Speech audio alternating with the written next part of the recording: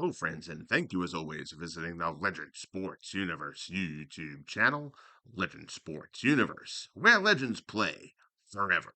The Legend Sports Universe Boxing Federation comes to unite with a three-bout card, the sixth card, in our Legend Sports Universe Championship Tournament series, as we bring to you a card featuring Miguel DeOliveira opening up at junior middleweight against Nino Benvenuti. Then we'll move to junior welterweight, where Zab Judah battles Kostya Tszyu in a 3-versus-6 matchup. The Oliveira and Benvenuti, a 4-versus-5 matchup. But then in the main event, we get the first bout in the 4-bout scheduled for the welterweight bracket. A deep bracket, to say the least. And it starts off with Sugar Ray Robinson, undefeated, 10-0 with 8 knockouts, against Paul the Punisher Williams, 11-0 with 7 knockouts. We will open up with De Oliveira and Benvenuti, and we will head behind the LSUBF fourth wall. Take a look at things. Again, this is behind the scenes. Remember, this is a 3-game utilized project.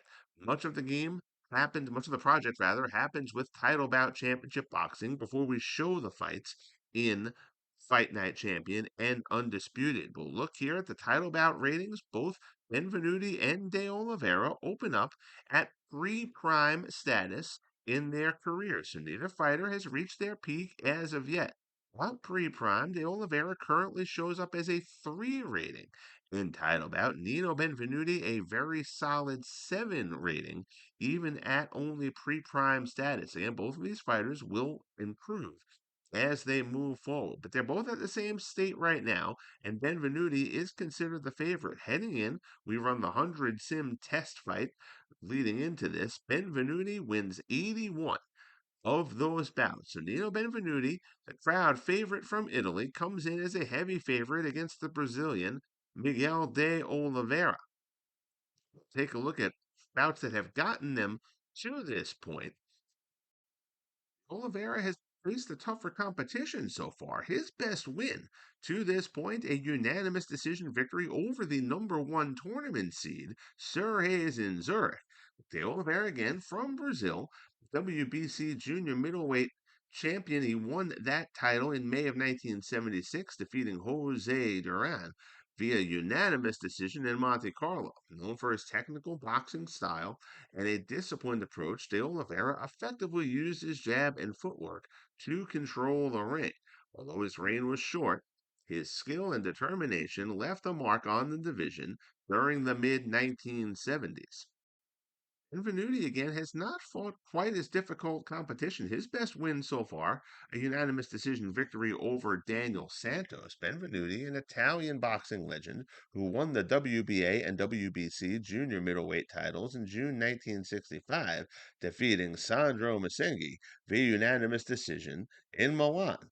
Renowned for his elegance, precision, and tactical brilliance, Benvenuti became one of Italy's most celebrated champions. He later moved up to middleweight, where his rivalry with Emil Griffith solidified his status as one of the greatest boxers of his era. And with that, it's time to head to ringside. Miguel de Oliveira, Nino Benvenuti, the junior middleweight tournament here at LSUBF. So we're ready to go here with the first bout from Madison Square Garden. Miguel de Oliveira, Nino Benvenuti. De Oliveira 10-0 with 7 knockouts. Benvenuti 12-1 with 3 knockouts. De Oliveira does have a 3-inch reach advantage. We'll see if that proves to be a factor in the fight. De Oliveira, despite being higher ranked, is the underdog in this bout. He is undefeated. And again, he has the better victory. Benvenuti has not fought the same competition to this point as De Oliveira has. De Oliveira has that win over the current #1 seed, Hayes in Zurich, who entered the tournament as the #1. He advanced with a dominant performance against Santiago Samaniego. Most people think Mike McCallum is the class of this junior middleweight division, but Nino Benvenuti is certainly regarded as a contender here. For De Oliveira to get a win here, he's got to keep the fight at range with his accurate jab. He can't let Benvenuti load up at all. He's also got to stay active. He's a high punch volume guy. He's going to move. He's going to try to keep Benvenuti from being able to get that counter game going. He's going to try to work the body, slow Benvenuti down a bit, keep him in front of him, and then see what kind of damage he can do. For Benvenuti's going to want to try to land again. Benvenuti, not a heavy puncher, but he's a solid puncher, despite those only three knockouts in his first 12 wins. Don't be fooled by that. Benvenuti's also going to try to cut off the ring on DeOliveira here, dictate pace, take control of the action. And he's going to try to be versatile with his punch selection here against DeOliveira as we get going. Round one, Miguel DeOliveira, Nino Benvenuti, junior middleweight. Oliveira fires early, fires a right hand there. Another solid right up top, so quick start for DeOliveira. Benvenuti not rattled.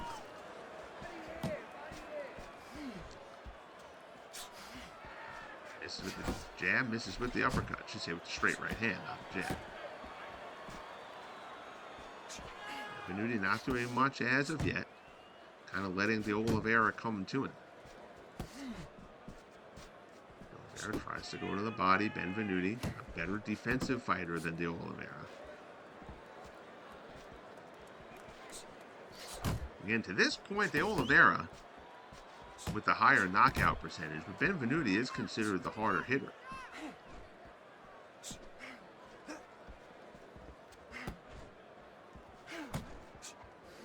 Right hand there from DeOliveira, misses with the follow-up left. Benvenuti lands a good shot to the body. First meaningful shot from Benvenuti.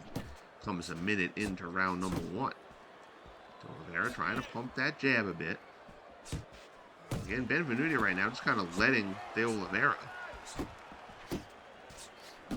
do most of the throwing, but now he's fired off a few there. Landed a good jab after landing a decent shot to the body. DeOliveira does not have the speed that Benvenuti has. Good blow there, lands good exchange there. DeOliveira takes hold quick, trying to keep Benvenuti in front of him. Fighters exchanging some good leather here now as this round starts to develop, as Benvenuti starts to open up his game. Straight right hand there from Benvenuti lands. Jab from DeOliveira comes up short.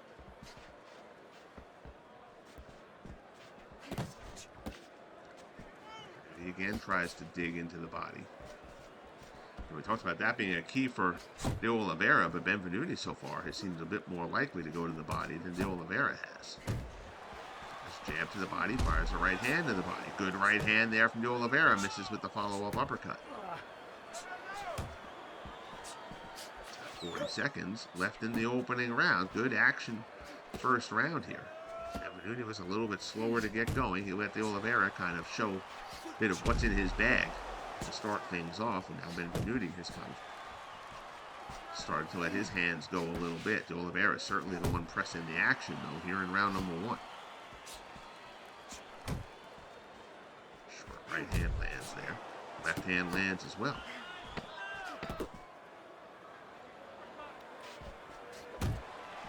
Good left from Nino.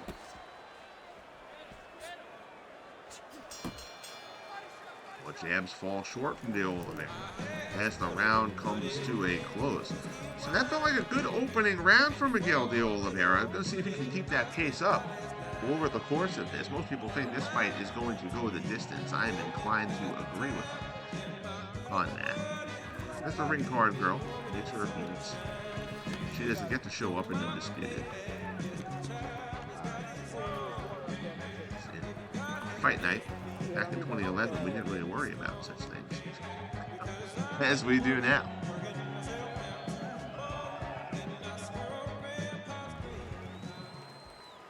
So we get ready for round number two.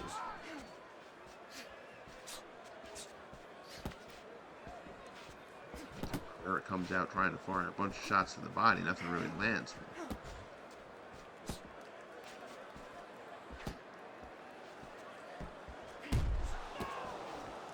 Shot there from Benvenuti. Benvenuti, a bit of a slippery fighter. Lots of head movement, lots of counter punching. Good sticks home a jab there.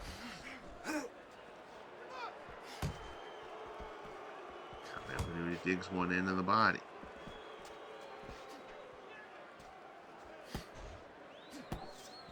Oliveira's gone a bit without throwing a punch now. He's the longest gap here in the early portion of the fight from him. Good body shot there from Benvenuti.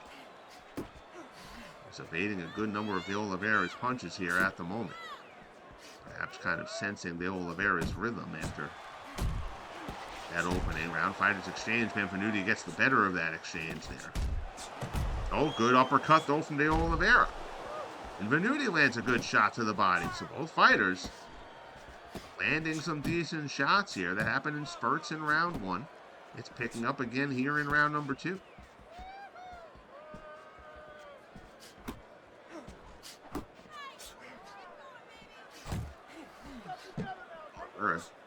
Keep on trying uppercuts. He's not having much success in finding the range with those shots. Benvenuti proving rather elusive for the most part. DeOliveira's tagged him a couple of times, but good uppercut there from Benvenuti as he steps into one. DeOliveira takes hold quickly. Benvenuti able to shake him off. Short little left from DeOliveira lands. Another uppercut misses the mark. To the final minute of round number two. Good, another uppercut from Benvenuti. Oliveira whips, Benvenuti counters and buries one home. That uppercut from DeOliveira landed a bit, but not flush. He follows it up with a right and a good left. Good exchange there from DeOliveira. Tries to go downstairs. DeOliveira exhibits solid movement. He's a good technical fighter.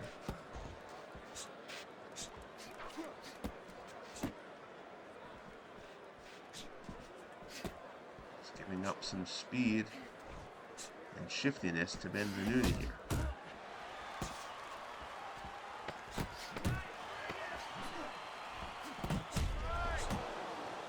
Jab finds a home there from DeOliveira. He caught Benvenuti on the end of that one.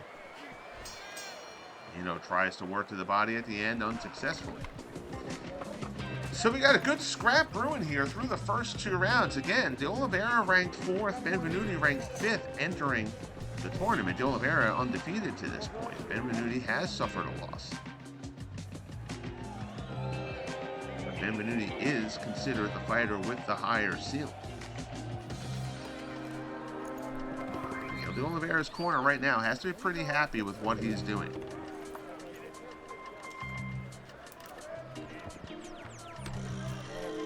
So these fighters can take a good punch as well. Open up round number 3, after which we'll check in with Teddy Atlas at ringside for our first check at the Teddy Atlas scorecard. Body shot there from Benvenuti finds a home.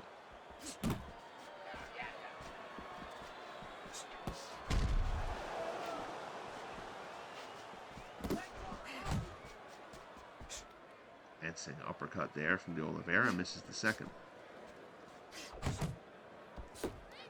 Short left from Benvenuti. Looked like that was partially blocked.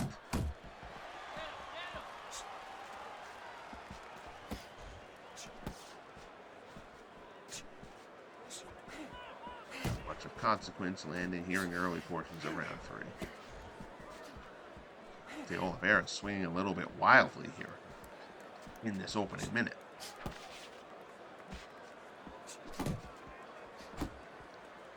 Benvenuti has kind of figured out DeOliveira's patterns. Well, that's a good jab from DeOliveira.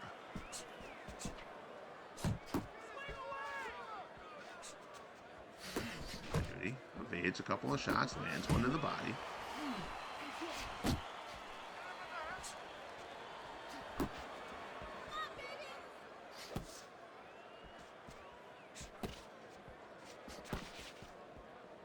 Certainly to this point lacking the impact of the first two rounds. Cut finds its way through for DeOliveira. Benvenuti takes another shot into the ribs. And another one.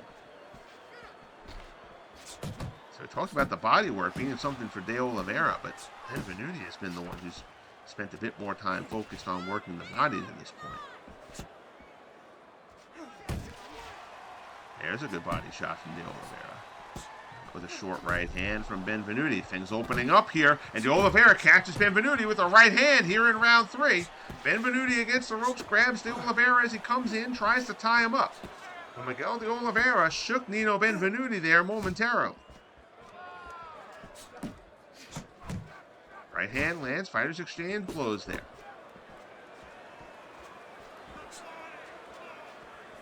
Benvenuti seems to be okay. That right hand from DeOliveira, the best shot of the fight to this point. Continues to advance on good left hand from Benvenuti. Lands a short one to follow it, but the shot before that was the bigger blow. After the first half of the round didn't have much impact, these fighters again digging themselves in here in the second half of round number 3. Good one going. Good right hand from Benvenuti. DeOliveira keeps on pressing forward, though. Final 10 seconds of the third round. Short left from Benvenuti. Fighters tie up in the waning moments of round number 3. So Miguel DeOliveira is acquitting himself well here. Again, he came in as the underdog despite being the higher-seeded fighter. Most people, again, expect Benvenuti to be a force in this division.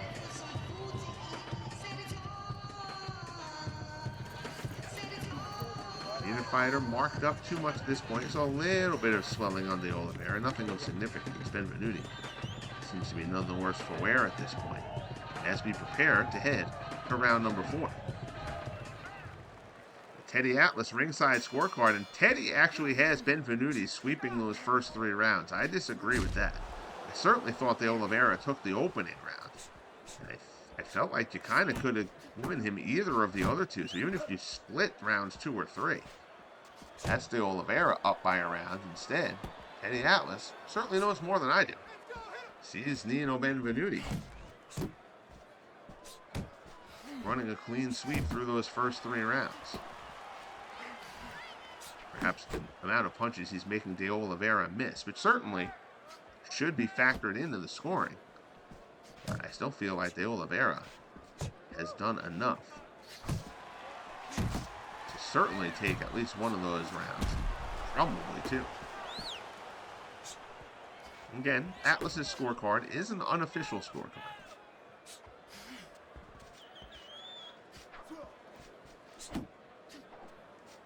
DeOliveira pops home a jab.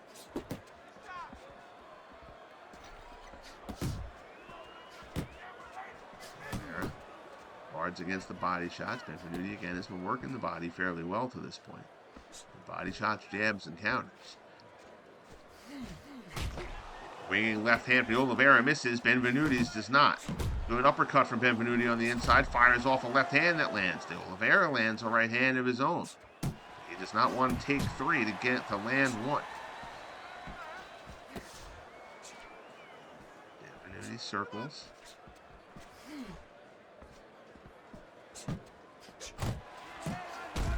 Right hand and another one from Benvenuti. Starting to find the range with his shots a little bit more. Chopping left hand from DeOliveira's block. Every time that DeOliveira is going for that, you're seeing him go for that left.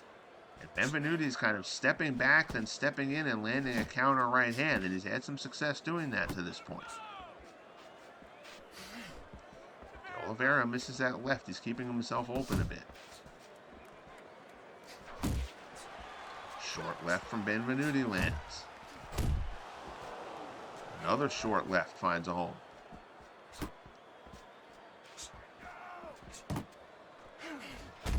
does feel Benvenuti lands a good jab there, evades another follow-up series of shots from DeOliveira.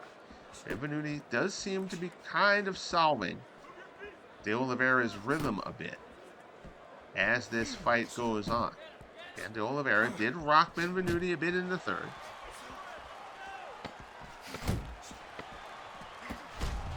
Overall, it does feel like Benvenuti is getting a little bit more of a feel for what he wants to do as this bout goes on. Round 4 comes to a close. DeOliveira and Benvenuti again locked in a good one here. See a little bit of discoloration for Benvenuti, nothing significant there. At this point, corner will try to make sure that stays under control before we head into round 5. Check on the corner of Miguel DeOliveira, and you can see a bit more swelling developing for DeOliveira, who's eating a few jabs and a few overhand right hands, short right hands from Nino Benvenuti before we head to round number 5. I have this even through 4.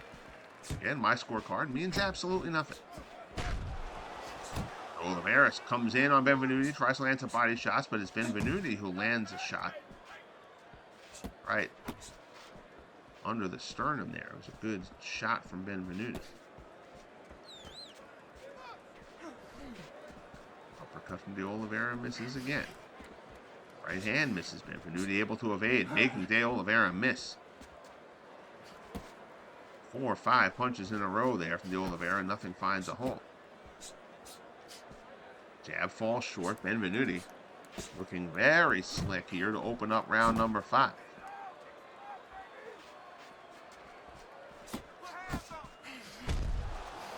Shot to the body again from Benvenuti. Again, he's kind of getting down into that crouch. He's firing that jab home to the body and finding decent success at it. To this point.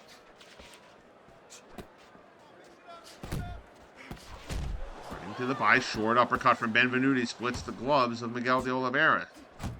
Left hook lands, pops home a jab.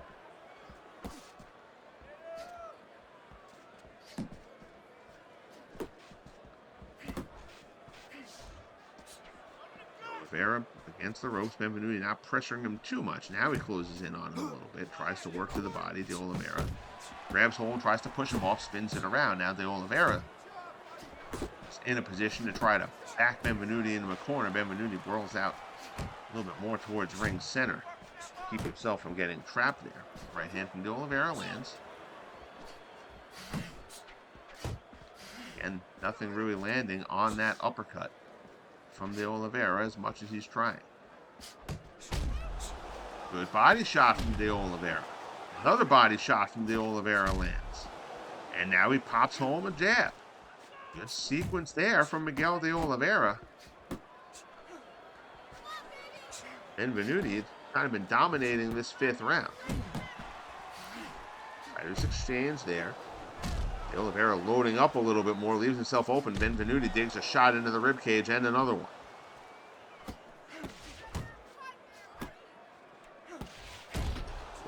Good left hook again from Benvenuti.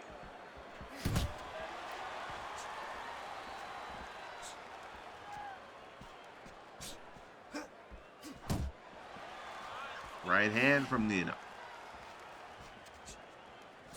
On his toes as he circles. Oliveira had that good sequence in the middle of the round, but other than that, it's largely been Nino Benvenuti's 5th round. Good left hand from Benvenuti. Left hand from DeOliveira lands. Benvenuti trapped in the corner. Uppercut from DeOliveira lands. He's finally landed one of those. He's missing on most of those uppercuts throughout this fight.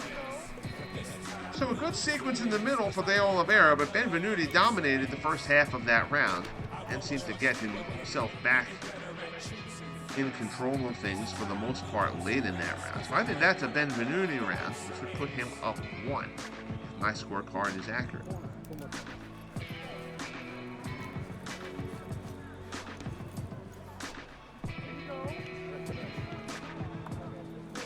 The fighters swelling, progressing. 2 rounds, it seems. As we head into round 6. Right hand from DeOliveira. DeOliveira seems to throw the first punch pretty much in every round. This has been an entertaining scrap from both of these guys. Again, neither is a thunderous puncher. Both have enough to do damage if the opportunity presents itself, though.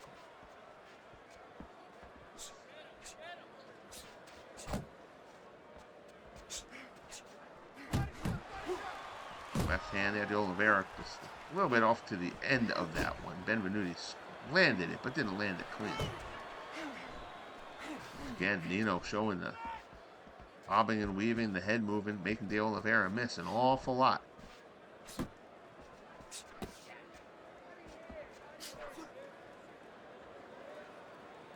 He steps in and grabs DeOliveira for a moment.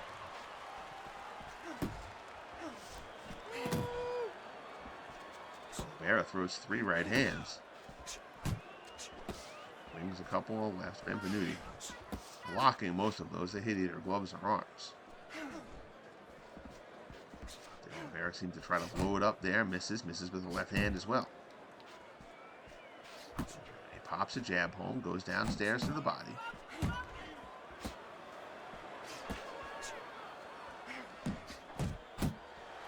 Right exchange, left from DeOliveira. Right is exchanging with DeOliveira in the corner. Good body shot. Benvenuti dug one in, but DeOliveira lands a left hand to get himself out of trouble. Fighters move back out into ring center.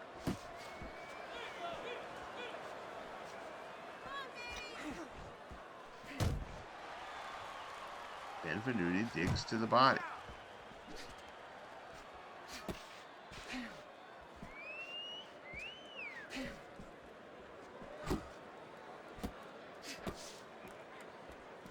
Benvenuti, well aware that DeOliveira's game plan was probably going to be to try to work him to the body, but he has taken the body away from DeOliveira, who has not landed many good shots downstairs.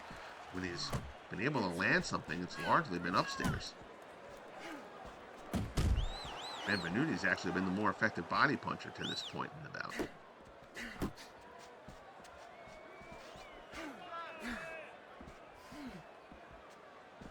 Benvenuti is making DeOliveira miss an awful lot. Good left hand there from Benvenuti. Kind of fired it off as he stepped back. So he doesn't really follow up on it, but that was a good left hand from Nino Benvenuti. Jab from DeOliveira falls short. Left hand lands there. Final moments here of round 6. Body shot from DeOliveira. Benvenuti counters. Makes him miss a few times to clap the end of round number 6.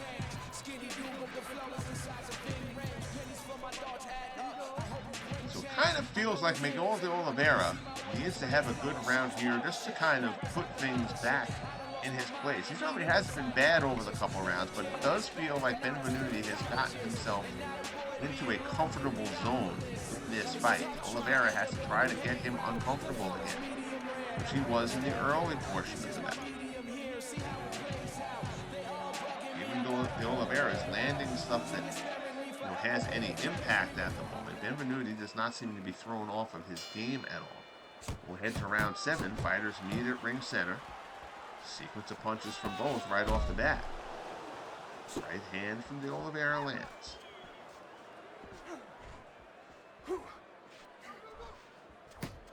Fighters missing a bit there. Good right hand. Oh, Benvenuti landed that one over the left. We talked about that. DeOliveira left himself open for that previously in the bout. That was a good right hand from Benvenuti. He lands a short left.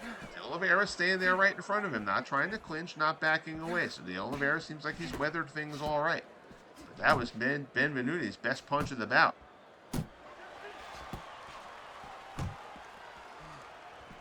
Cut from DeOliveira splits the gloves.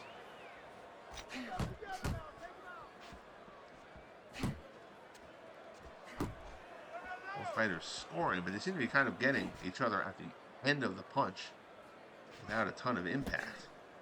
That last bit there.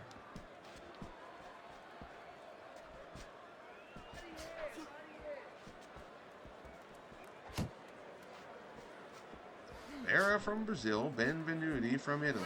Nino Benvenuti, a very popular fighter.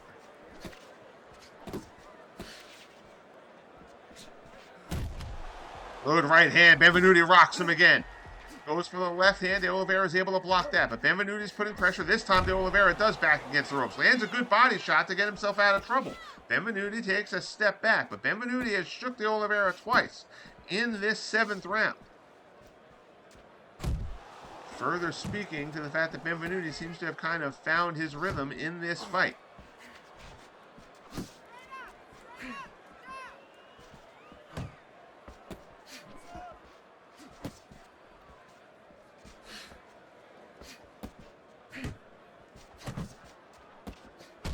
Reared back.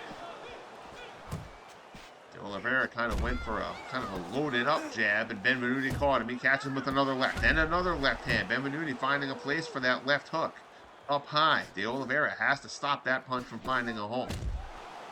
Uppercut from DeOliveira lands. His left does not. Benvenuti fires off another couple jabs to try to keep DeOliveira at bay, but DeOliveira keeps on coming.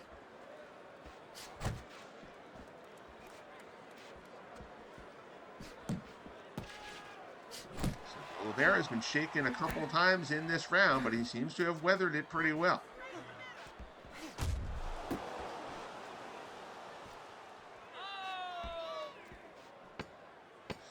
Final 10 seconds here in round number 7. It has been a very good round for Nino Benvenuti. And that brings the round to a close. Oliveira's corner getting a little bit firmer with him on what he needs to do here as we go into the final 3 rounds of this bout. He's eating some heavier shots from Nino Benvenuti. Swelling not getting any worse for DeOliveira. His corner's done a good job on that. Benvenuti's swelling all but gone. Bit of redness, as you're going to expect in the course of a boxing match. But Nino Benvenuti seems to have taken a little bit of control here, and it feels like DeOliveira has to take it back soon. Teddy Atlas did give Miguel DeOliveira round 6, but other than that, he's got Nino Benvenuti up. 6 rounds to 1 through 7. I have the bout 4-3 Benvenuti, but trending his way. Good right hand from Benvenuti, straight right lands. DeOliveira back in the corner. He does not want to be there. Down the corner. Still stays close to the ropes. Now the fight comes out towards the middle. Benvenuti pops a jab home. Splits the gloves with another jab. And DeOliveira, not a great defensive fighter. Benvenuti certainly has the edge there. DeOliveira ties up.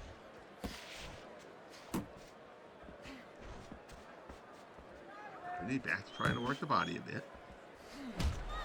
Good left hand from Nino Benvenuti. That one finds a home. Hands are right, gets out of dodge. Benvenuti doing a bit of stick and move action here in round number 8. Wings a left that misses. He left himself open, and DeOliveira popped the jab home.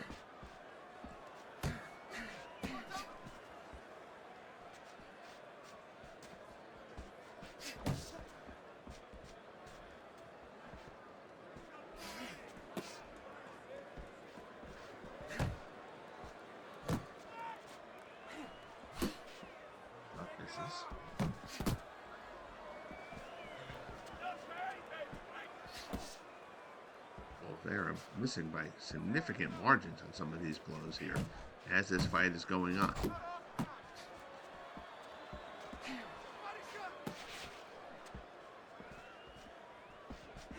And missing with that uppercut. He's wanted that shot. He's only landed a couple of them through the course of the bout. A fairly uneventful round 8 to this point. Benvenuti making DeOliveira miss a lot, sticking a few jabs home. DeOliveira really needed a better round than this here in round number 8, as it feels like Nino Benvenuti has found some control here. Lands a left hook. Gets an uppercut through that. Looked like that was partially blocked by DeOliveira. Miguel DeOliveira not really finding any room to get anything done here in this 8th round.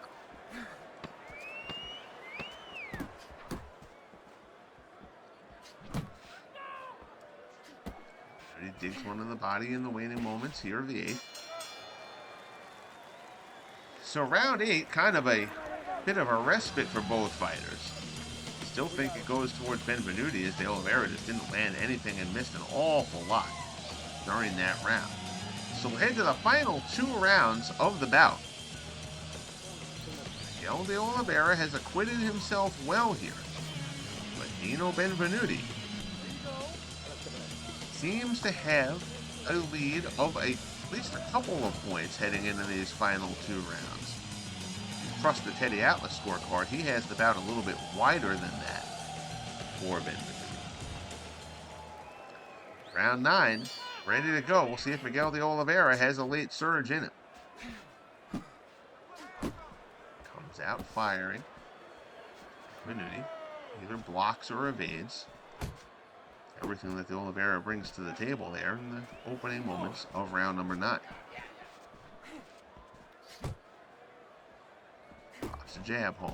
Takes a right in. Shot to the body again from Benvenuti. DeOliveira lands one, but without the same starch on it. Good right hand there from DeOliveira, though. That's a good short right. Lands a jab, eats a left. DeOliveira in pursuit. Benvenuti backing away. Again, going back to his counter-punching tendencies, making DeOliveira come at him.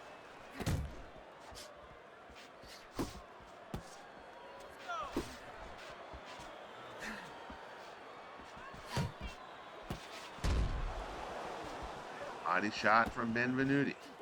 Good left hand there from DeOliveira.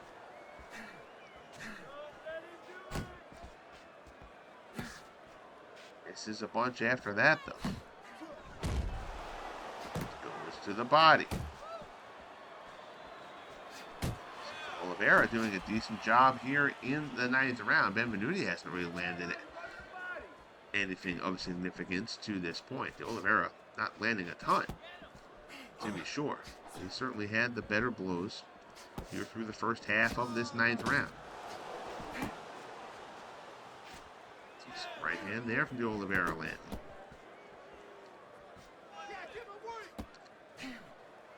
He tries to pop the jab home.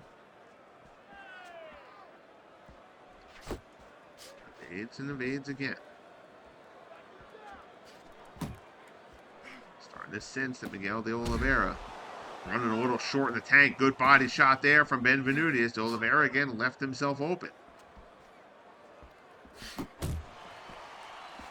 Chopping left hand from Benvenuti. Final minute of the 9th.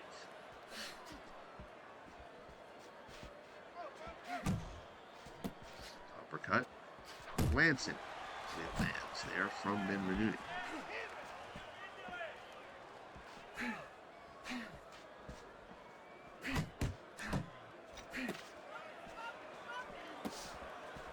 More jabs. Blocked by the gloves of Nino Benvenuti. Final 10 seconds of round number 9.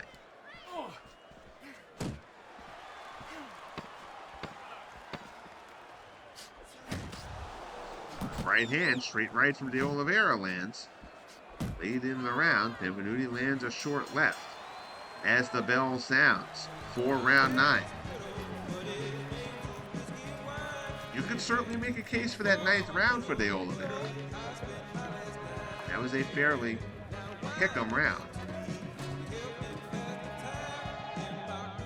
What happens in a lot of those cases, though, is a round like that goes to the guy who has had the recent momentum, which would give Benvenuti an advantage. So we will head to the 10th and final round. Again, all of these quarterfinal bouts in the LSUBF Championship Tournaments are 10. The semifinal matchups will be 12. The championship bouts will be scheduled for 15. Fighters meet out at Ring Center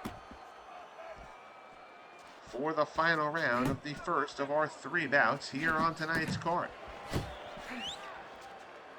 Apologies, it's been a little bit longer than I meant to since the last card. I've been doing a few ratings, tweaks, and adjustments to things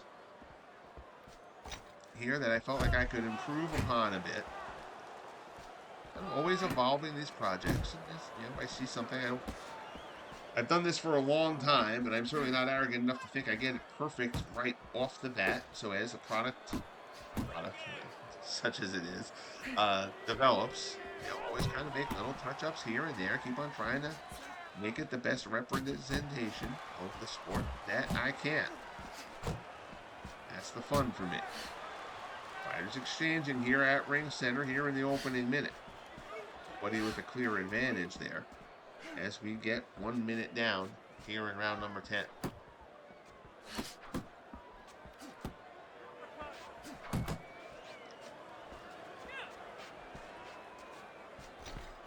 Benvenuti backs off. He's going to let DeOliveira come to him, hope that DeOliveira leaves himself open. Benvenuti's best shots of the bout have been answer shots. Counters to DeOliveira and misses. Short uppercut on the inside lands, though, from DeOliveira. Decent little shot there.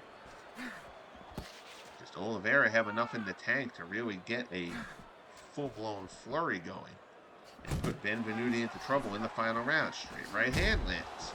Good counter left from Benvenuti. Pops a jab home. Short right from DeOliveira lands. Tries another one, misses. Uppercut misses as well. Benvenuti tries to dig a left hook into the ribs. DeOliveira protects well against it. Here in the final minute. Counter left again after a pair of missed uppercuts from DeOliveira.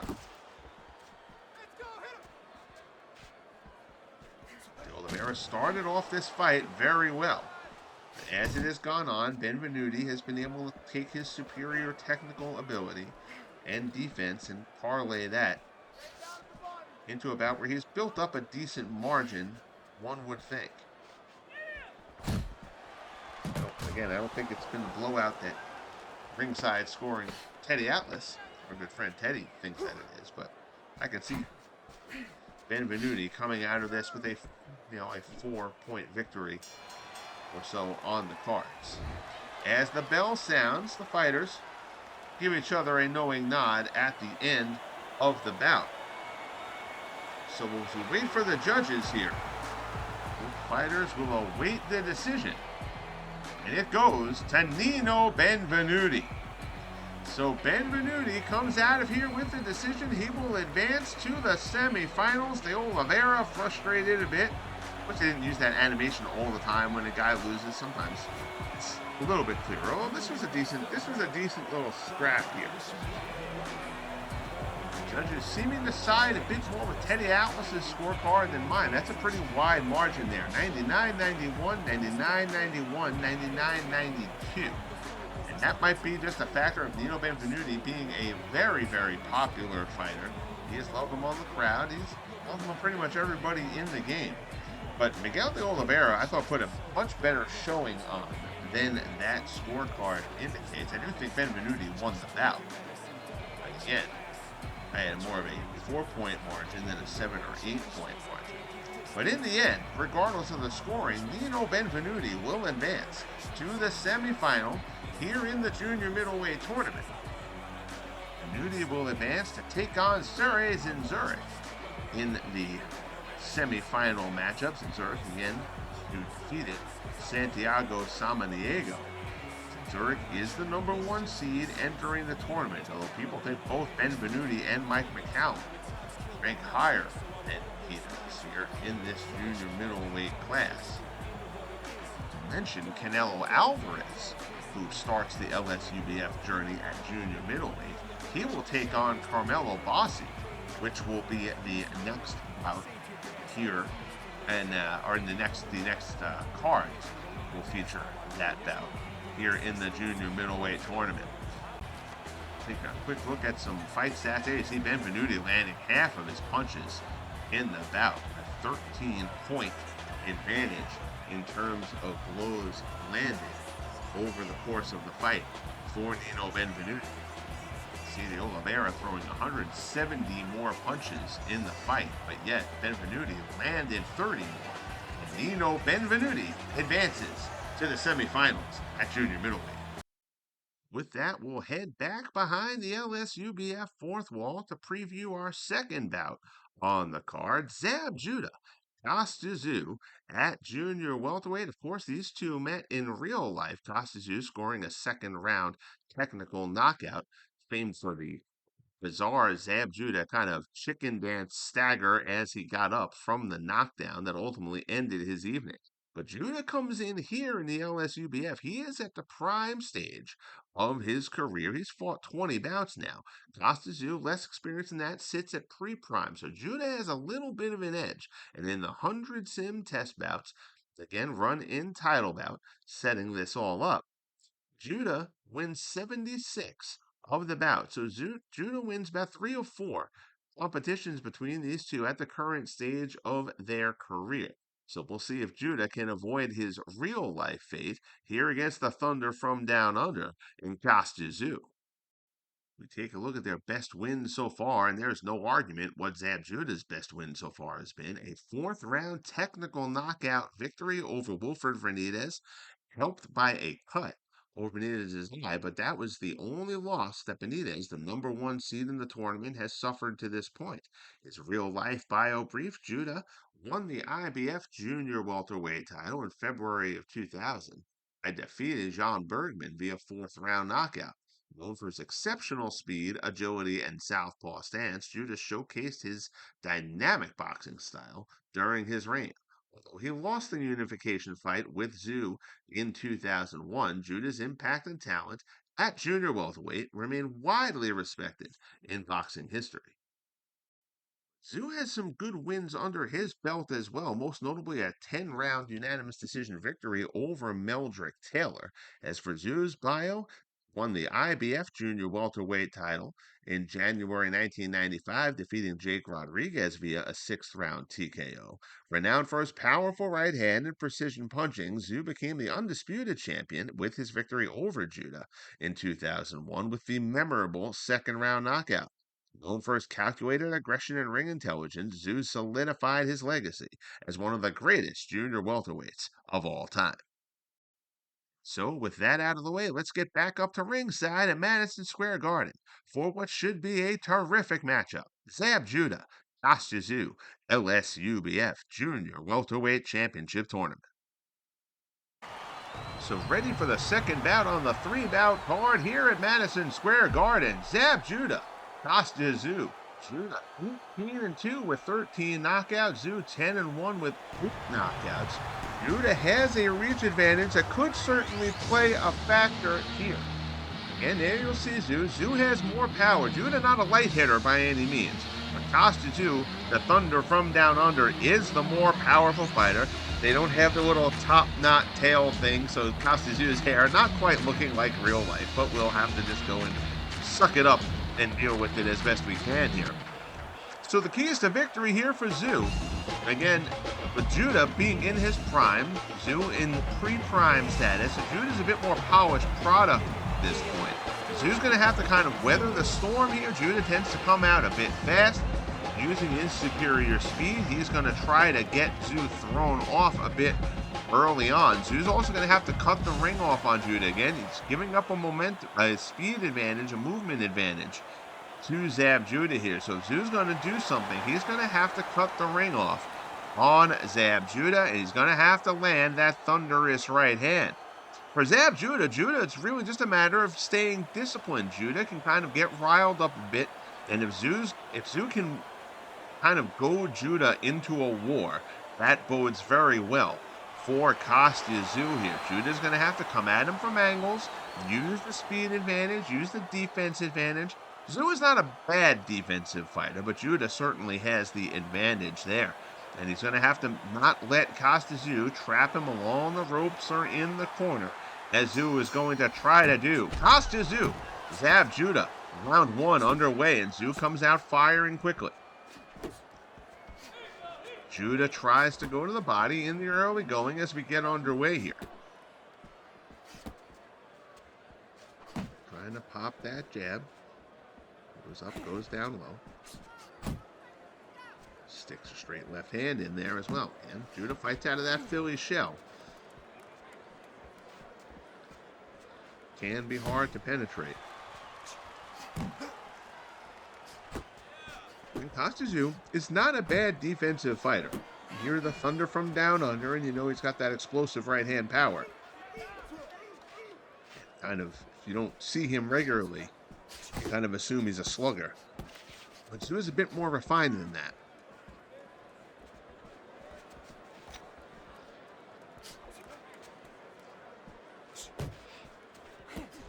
dig to the body. Good shot there from Judah.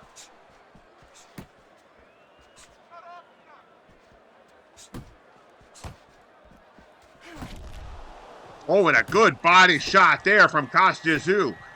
It's one into the rib cage of Zab Judah. Judah tries to tie him up. Tszyu fights him off. So a meaningful shot here in the opening round. Kostya Tszyu visibly shaking Zab Judah there. Good straight right. Again, this is the kind of thing that Kostya Tszyu is going to want to do. If he lands enough shots of impact, Judah might get himself goaded into a toe-to-toe war here. That is not what Zab Judah wants with Kostya Tszyu.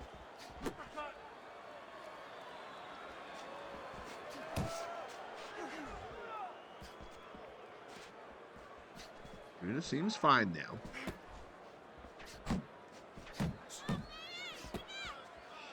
Fighters blocking each other's uppercuts. We're in the final minute of the opening round. Good right there from Judah to the head of Kostya Tszyu. Uppercut was partially blocked, but I think that shot from Judah got through. Fighters exchange. A jab there from Tszyu and a straight left hand from Zab Judah. Judah can be his own worst enemy at times. This corner is going to have to try to keep him disciplined in this bout. Final 10 seconds of the opening round. Good body shot there from Tszyu. That one was a right hand. And round one comes to a close.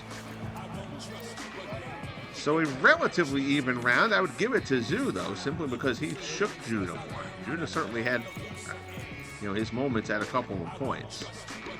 But I would consider that first round in favor of Kostya Tszyu. I believe I misspoke before. I think I said that the Carmelo Bassi, Canelo Alvarez fight was on the next card. Carmen Basilio fights on the next card, not Carmelo Bassi. I swapped those two guys out. Carmen Basilio will fight Lloyd Hunnigan on the next card. That Bassi and Alvarez bout will happen a few cards from there. Round two underway here.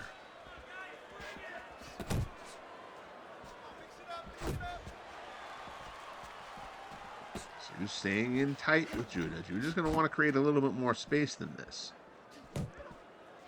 He pops off a nice jab there. Uppercut from Judah lands.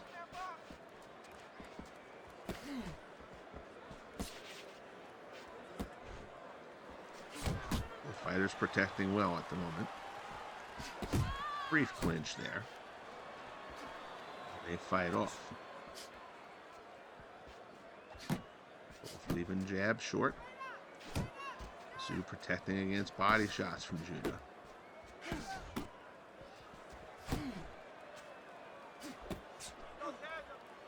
Right now, both fighters guarding effectively through the first minute and change here in round number two.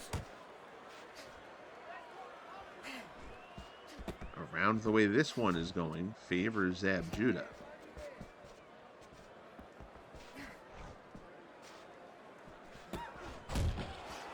Good left hand there from Tszyu, caught him. Second one misses. Judah fires home a jab. In the aftermath of it, Tszyu goes for a big uppercut, misses, eats a jab for his trouble. Misses a left hand there. Uppercut from Tszyu lands. Judah was kind of backing up on that. It didn't land flush on him, but very easily could have caught Judah off balance there. So it's lucky it didn't hit him a little bit cleaner than that. He might have tasted the canvas. Of course, round two, when these two fought in real life, saw Kostya Tszyu score the knockout against Zab Judah.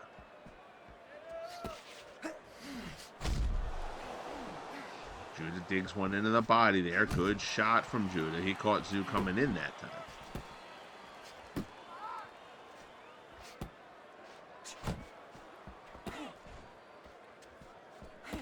Both fighters defending well at this point. Lots of shots being blocked.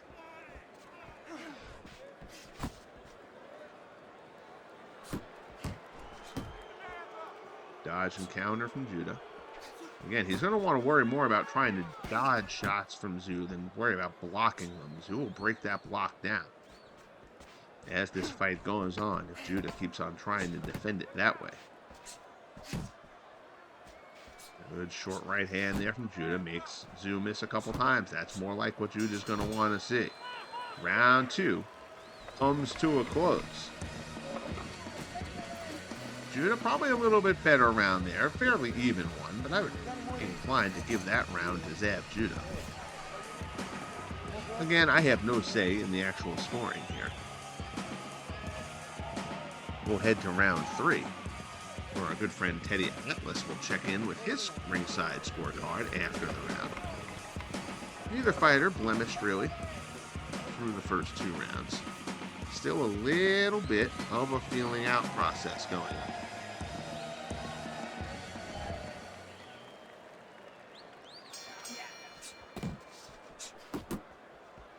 And Judah, 20 bouts under his belt at this point. Several more than Kostya Tszyu. Judah considered in his prime right now.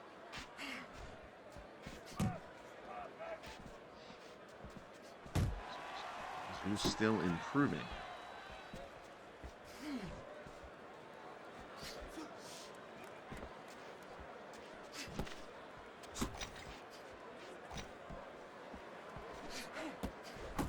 So we'll look for a methodical approach to break Judah down as this fight goes on. Judah's job is to not let him.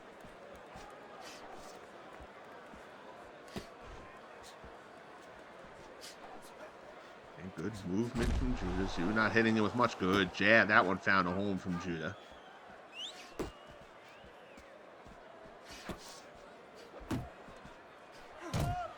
Left partially blocked short right hand from Tszyu. Didn't get full extension on that one. It scored, but it wasn't damaging. Tszyu fires off a couple of uppercuts there. Nothing finds the mark.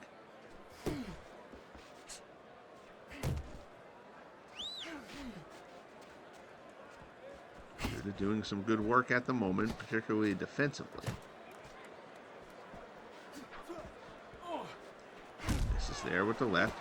They tie up quickly, and as they separate from him, Tszyu lands a short right hand, fires a heavier right hand there that misses. Judah able to get out of the way, Tszyu misses the left there as well.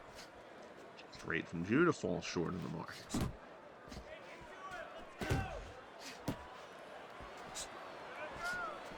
Coming up on a minute left here in round number 3. Good right hand. Tszyu caught him. Tszyu catches Judah with the right hand. Judah backs up against the ropes. He tries to tie up. Tszyu pushes him off. Tries to fire the left hand. Judah protects himself well. It's the second time, though, Zab Judah has been rocked a bit in this fight. And a round that was looking very good for Zab Judah. That's a good right hand there from Judah. He evades the right hand from Tszyu.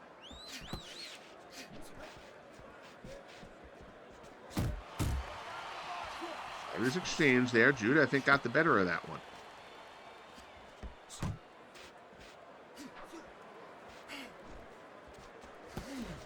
Fighters missing there. And Judah seems like he's all right at the moment.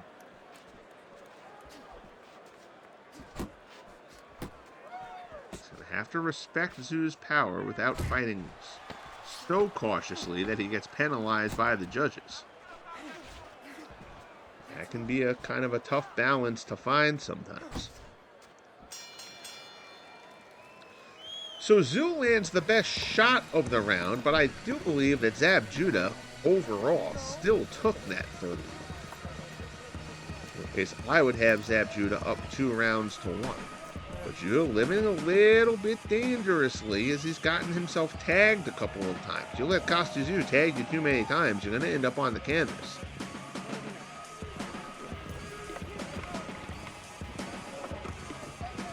Showing a little bit of a sign of a mouse there. Under the eye, but the corner working well on it. Neither fighter really showing much of anything in the way of blemishes at this point. Teddy Atlas's ringside scorecard has this fight even through 3. An even round 1. Zab Judah with round 2. He did give that third round to Kostya Tszyu. Most likely swayed by the stagger shot from the Australian.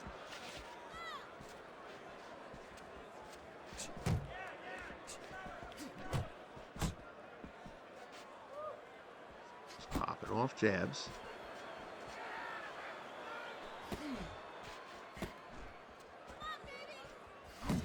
Both guys protecting pretty well. Pair of uppercuts from Tszyu. Neither of them land flush, but both of them do land.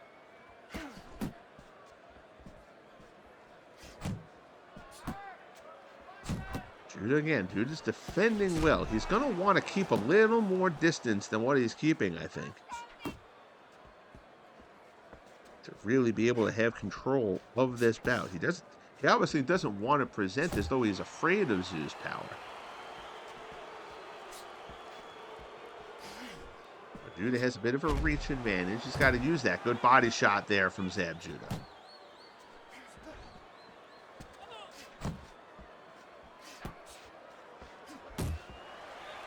Short right hand, partially blocked.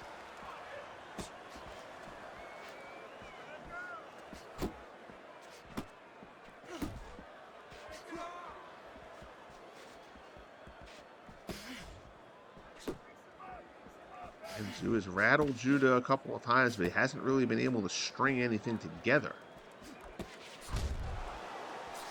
Decent little body shot there from Tszyu lands. Judah just kind of keeps popping off the jab, though.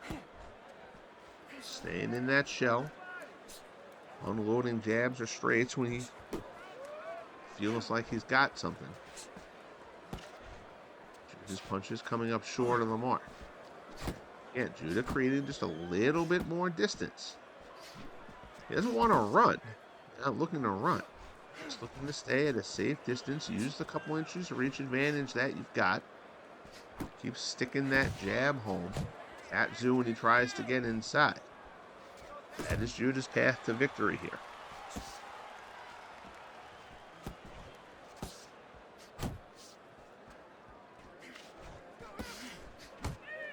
Tszyu trying to find kind of an angle in. Judah not giving it to him at this point.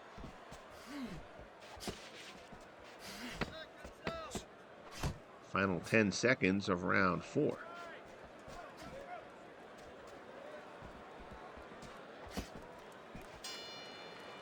And that will bring the round to a close.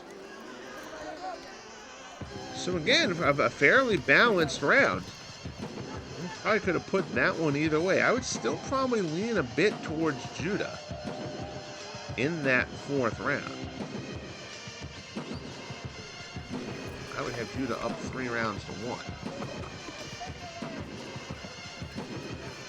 Again, Teddy Atlas scorecard had the bout even through 3. 1 even round, each fighter winning one of the others.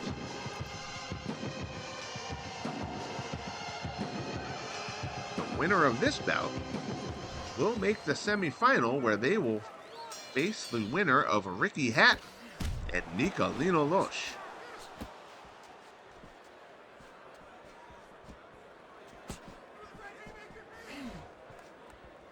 Any of the possible matchups you could have in that semifinal. Could be a fascinating matchup.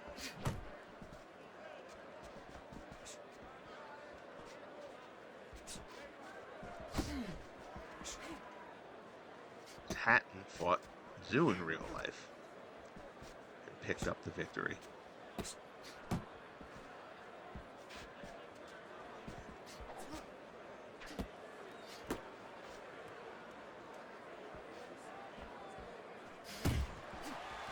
I'm blanking on Hatton and Judah ever fought. I don't think they did.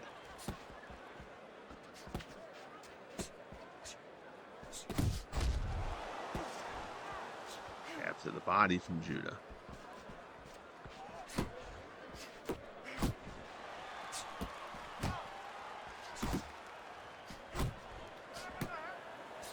Lest we find ourselves kind of exclaiming about a punishing shot probably means the better the fight is going for Judah. And again, Judah is not a weak hitter by any means. Do not mean to make it out like Zab Judah is in there playing patty cake. But Tszyu, a ferocious hitter. So if we're not exclaiming about Tszyu doing damage, it probably means that Judah is doing his job well.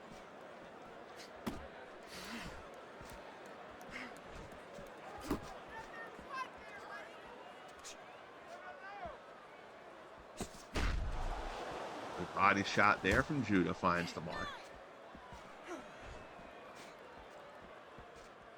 Tszyu hasn't really been able to get off a bunch of combinations to this point. It's been a lot of kind of one-off punches.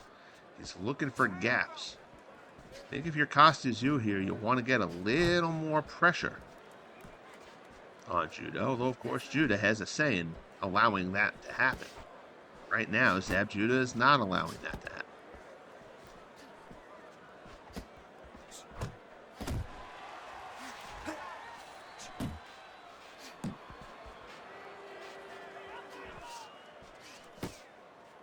And 30 seconds of round number 5 as we close in on the midway point of the bout.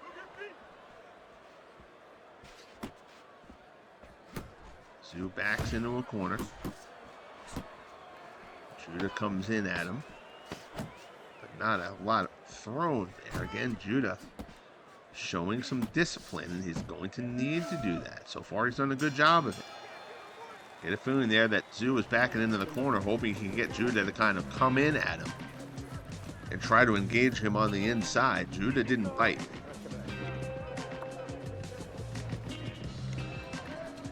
So again, neither fighter really marked up to this point. There hasn't been a lot of clean contact from either fighter thus far. Again, Tszyu rattled Judah in the first. He rattled him again in the third. But they were momentary. Judah recovered well from them. I think overall, Zab Judah has done a very, very solid job here. We head to round number 6. Right hand there from Tszyu. That one found a home. He followed up a jab that fell short, but the right hand did not. Uppercut from Tszyu lands.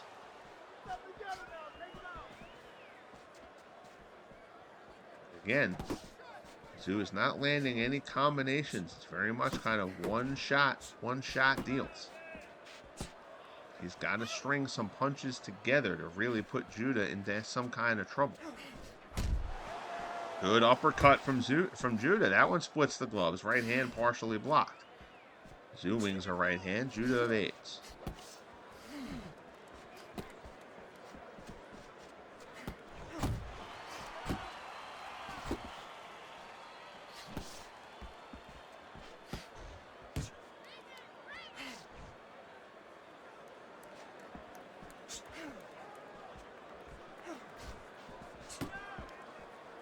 I think all too often, particularly casual observers, people who've watched the fight game for a while, can kind of get sucked into the guy who lands the biggest shot in a round wins that round.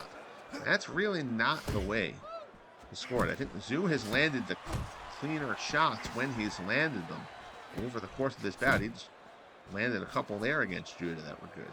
I think Tszyu's landed the most meaningful punches of the fight so far, but overall, I do believe that Zab Judah has done the more effective boxing to this point. Round 3 was a perfect example. Judah was really in control of most of that round, although Tszyu did rattle him in the middle of it.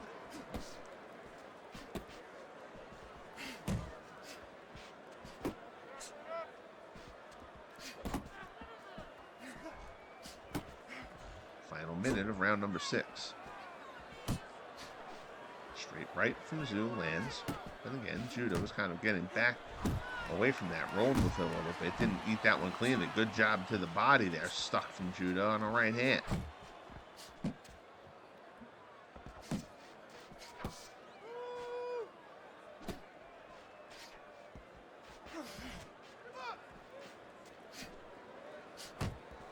Left from Tszyu missed.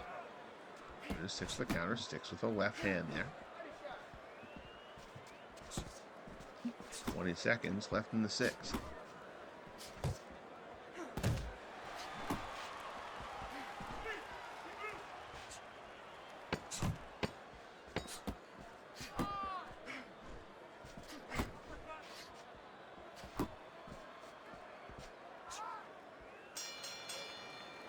Round number 6 comes to a close.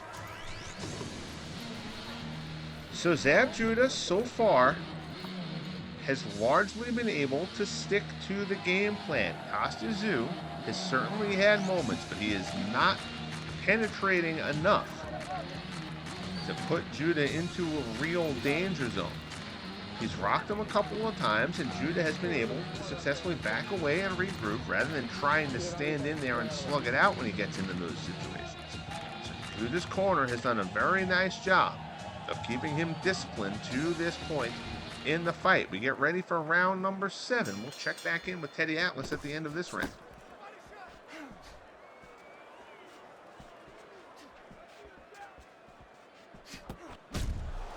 Good uppercut from Tszyu. Pair of uppercuts from Tszyu. The left one landed more than the right, but both of them did find the mark.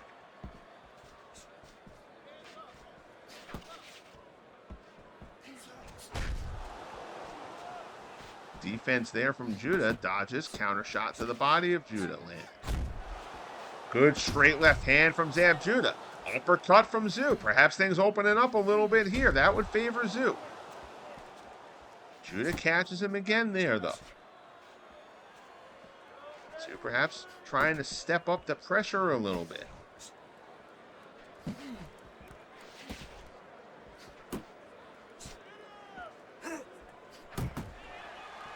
Right from Judah lands. Beat Tszyu to the punch there.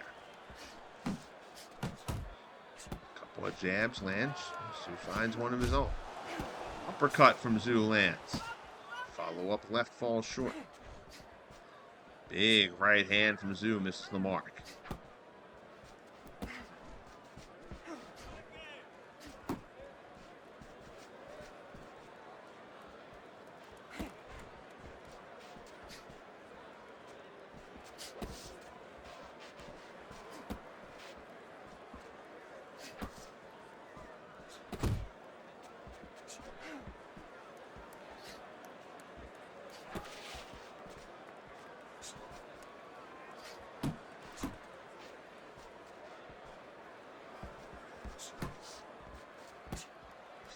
Blocking well at the moment. Come up. Closing in on a minute left in round number 7. Judah. Multiple shots there. A couple of them are blocked, but the right hand gets through. Left from Tszyu misses. You can see Tszyu is trying to use that left hand a little bit more. He's trying to set it up so that he can unleash the right. Anytime he's unleashed that big right hand, though, Judah has been able to clear out before it comes.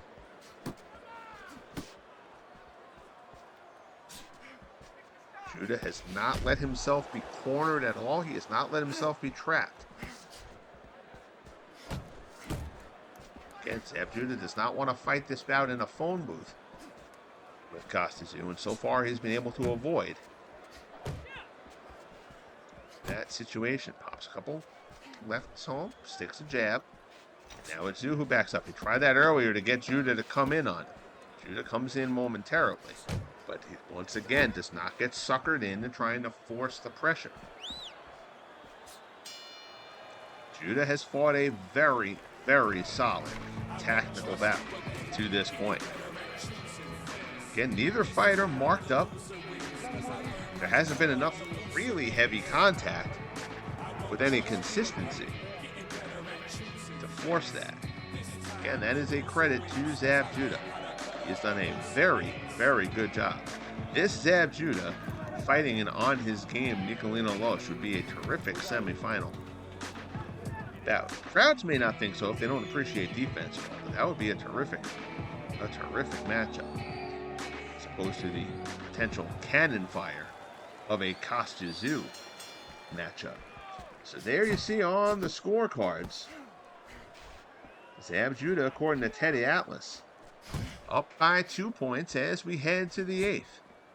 That's a fair scorecard right there. It has been a good bout. Again, Tszyu has certainly had his moments. But Judah has done the things that he needs to do in order to win this bout. And Tszyu loads up for the right hand. Judah doesn't let it come near him. Oh, that right hand does find the mark. Kostya Tszyu buries that one onto the chin of Zab Judah. Judah backs up against the rope. Tszyu goes in. Judah tries to get a hold of him.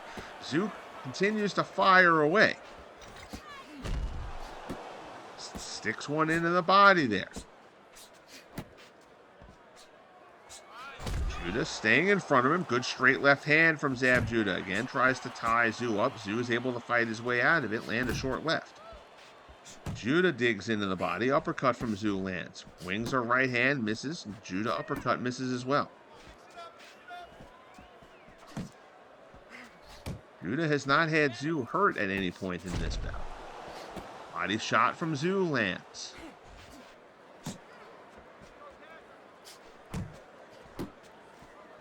Jab from Judah. Straight left bounces off the gloves.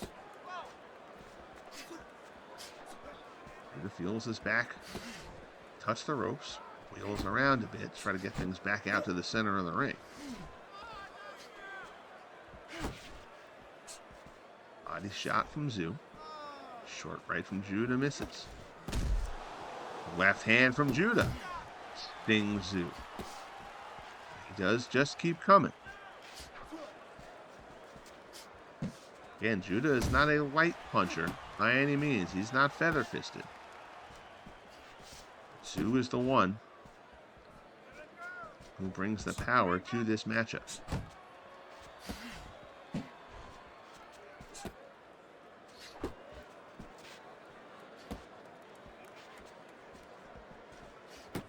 Seconds remaining in round number 8. Right hand from Tszyu falls short. Left hook misses the mark. And again, good bobbing and weaving from Zab Judah.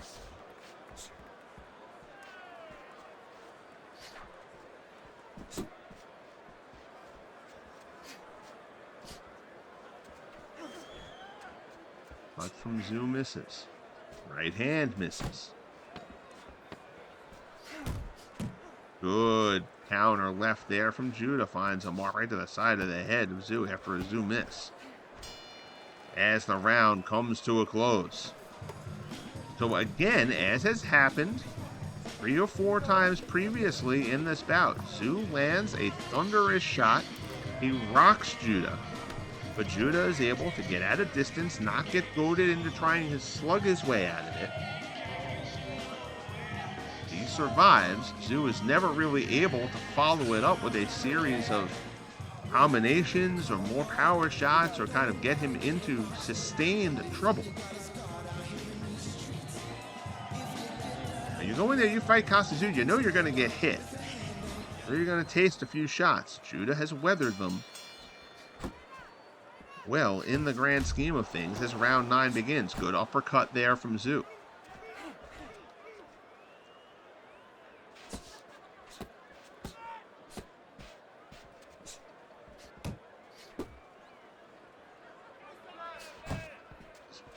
Potentially a very close bout entering these final 2 rounds. It's been a good scrap.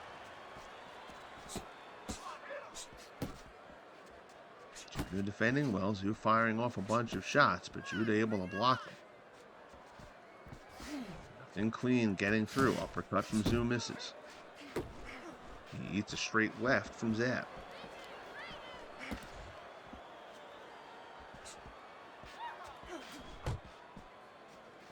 Misses a left. Judah sticks a jab home. Right hand from Tszyu falls short.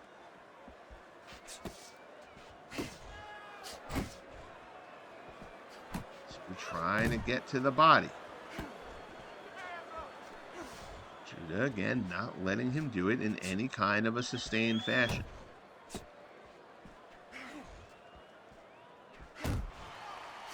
Short right hand from Tszyu. Didn't really get full extension on that one. Probably a good thing for Judah. legs to the body. Again, Tszyu misses with an uppercut. Midway through round number 9.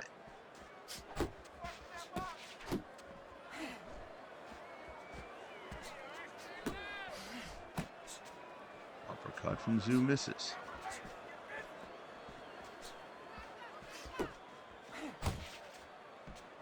Uppercut there. Lands, but really just a glancing blow. Good right hand from Tszyu. And Tszyu trying to get inside, put a little bit more pressure on. Good straight right hand from Kostya Tszyu there. Judah perhaps living a little bit dangerously here. 40 seconds left in round number 9. Again, with it being a tight enough fight, Judah's corner may be letting him know, listen, you got to win these rounds. Perhaps Judah taking a few more chances than he needs to take. Ties Tszyu up there momentarily. Haven't really seen Kostya Tszyu initiate a clinch at any point in this bout. It's pretty much been Judah when that's happened. Separates there, lands a jab. Final 10 seconds of the ninth.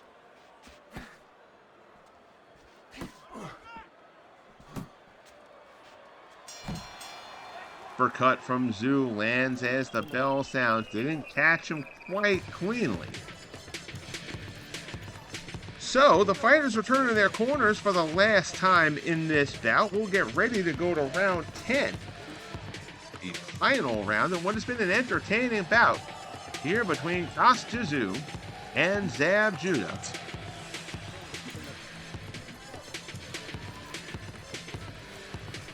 Thought we would get a good one here, and we have. And I believe that Judah has fought very effectively in this bout, perhaps showing his heightened experience at this stage in the two fighters' careers. Round 10 opens up.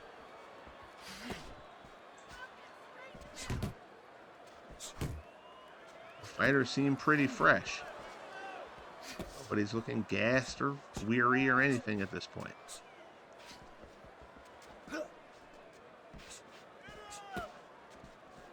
And Tszyu has landed the more damaging blows in the course of this bout, but overall, Zab Judah has dictated the flow of the fight. He has not lost his composure. He has not got suckered into a slugfest. He has maintained his discipline. And I believe at this point has maintained the lead accordingly.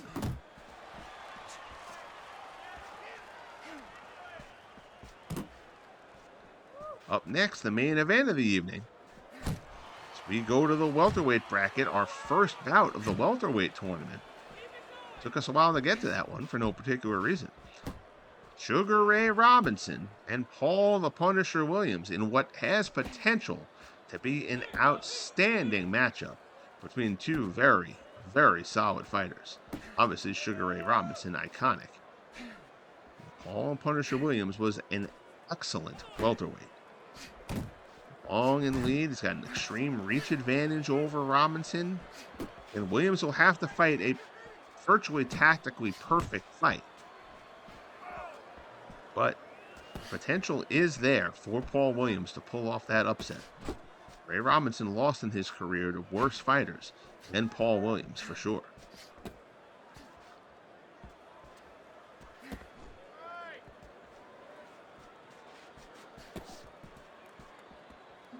Here we go, final minute. Now number 10, short left from Tszyu lands. Good body shot there from Judah. Tszyu kind of reared back to fire off a left, and Judah stuck one in the body that stopped Tszyu midway through his punch. As Tszyu tries to open up a little bit, Judah guards himself well there.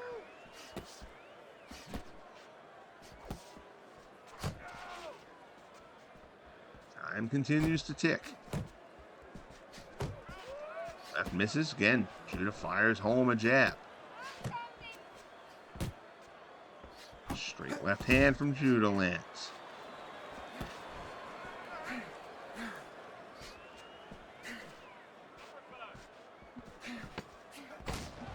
Final 10 seconds. Good right hand there from Tszyu. Judah backs off. Grabs him to tie him up. Tszyu again fights him off. And the bell sounds to end the bout.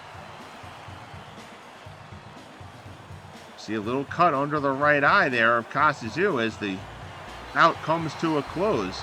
We've got our decision. And your winner, Zab Judah, takes the decision from Kostya Tszyu. Tszyu certainly did not acquit himself badly here at all, but Zab Judah puts forth a very strong performance to take the decision over Kostya Tszyu. Quickly scan the card.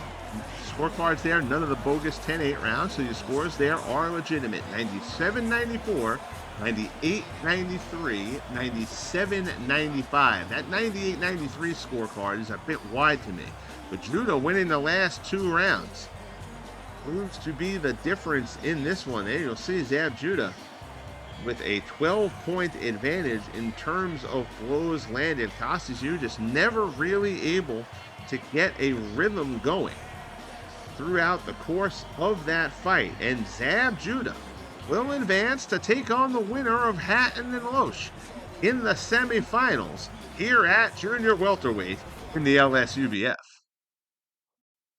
So with that, for the final time this evening, we will head behind the LSUBF fourth wall and preview our main event. Personally, I've been looking forward to this fight since I did the schedule and saw how it was going to shake out. Sugar Ray Robinson, Paul the Punisher Williams, as we get the welterweight bracket, forgive my speech impediment there, the welterweight bracket underway. Both fighters enter at pre-prime in their careers, and yet despite that, Sugar Ray Robinson, even at pre-prime, with a outstanding 12 rating in title bout. Paul Williams was a 6. That is a very solid rating at pre-prime. But Sugar Ray Robinson, one of the greatest welterweights in history, is a 12, even only at pre-prime. He will peak at a 15, I believe, which is the highest rating in title bout you can get. And in the 100 sim test bouts, Robinson wins 95 of those. I believe this fight is going to be significantly more competitive than that. Williams' length, his height, his reach, his overwhelming volume and pressure could pose a problem for Robinson in this fight. Robinson obviously the favorite, as he should be. But don't think that Paul Williams cannot give Sugar Ray Robinson a good battle here in this contest. Both fighters come in undefeated. The best win so far for Sugar Ray Robinson, a 6th-round technical knockout win over Victor Ortiz. As though Sugar Ray Robinson needs any introduction, we'll give him one anyway. Dominated the welterweight division, winning the welterweight title December of 1946, defeating Tommy Bell by unanimous decision. Renowned for his unmatched speed, precision, and ring IQ, Robinson went undefeated as a welterweight, establishing himself as arguably the greatest in the division's history. He later moved up to middleweight, where he became a 5-time world champion, solidifying his legacy as one of the most complete and influential boxers of all time. As for Williams, his best win to this point, a majority decision win over the very tough Buddy McGirt. Williams won the WBO welterweight title in July of 2007, defeating Antonio Margarito via unanimous decision. Known for his relentless pressure, his high punch output, and exceptional reach, Williams was a formidable force across multiple weight classes, including welterweight, junior middleweight, and middleweight. His aggressive style and willingness to face any opponent made him one of the most feared fighters of his era, earning respect as a true warrior in the ring. Williams, of course, in real life, confined to a wheelchair after a horrible motorcycle accident, but the Punisher had a terrific career, and now he will get a chance here in the LSUBF to pull off the upset against Sugar Ray Robinson. So it is time for the main event of the evening here in Madison Square Garden. Sugar Ray Robinson and Paul the Punisher Williams. Williams, the higher-ranked fighter at this point. Ray Robinson ranked 6th. Both fighters undefeated. I believe that placard had it incorrect. I think it said Robinson had 10-8. He's 10-0 with 8 knockouts. So both of these guys are unbeaten at this point. This is obviously Ray Robinson, needs no introduction. Paul Williams, a very high volume puncher. He's got good power. Robinson has terrific power. Williams has a significant height and reach advantage. He has to try to keep Robinson on the outside. Most people seem to think that Williams will start this bout aggressively. He's going to try to again overwhelm Robinson in terms of volume. Robinson will try to stay composed. He's going to look for counter-punching opportunities. But Williams can absolutely do some damage in this one. The real key to this fight is going to be if Williams can keep this fight close late and not slow down. If that happens, he can get Robinson into a war with him.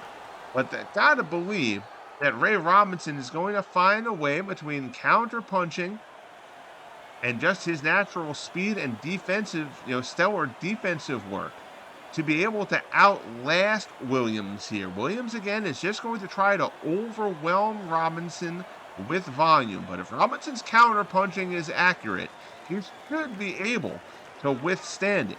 Easier said than done. Here from ringside, round one, Robinson and Williams underway. Ray Robinson in the white trunks, Williams in the green.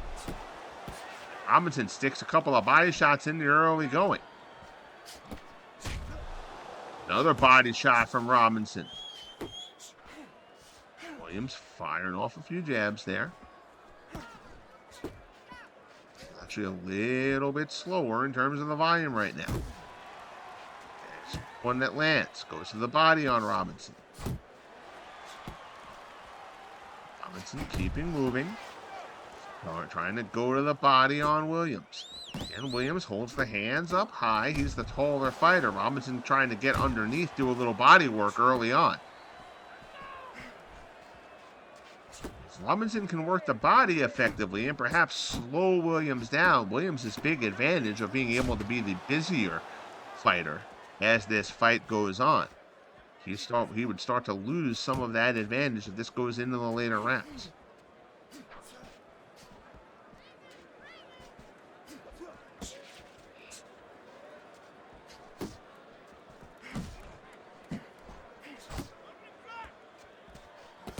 See Sugar Ray Robinson thinking body work here in the opening round. Short right hand from Williams lands.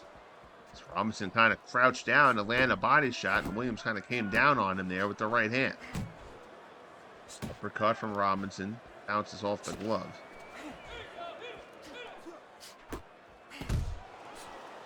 Great right hand from Sugar Ray.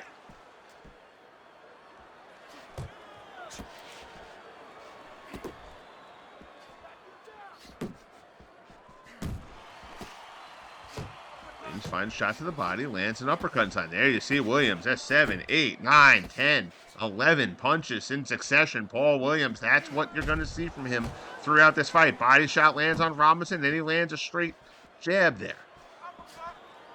And again, Williams starts to open up with a little bit more activity. Robinson caught him with one of those, though, on the counter.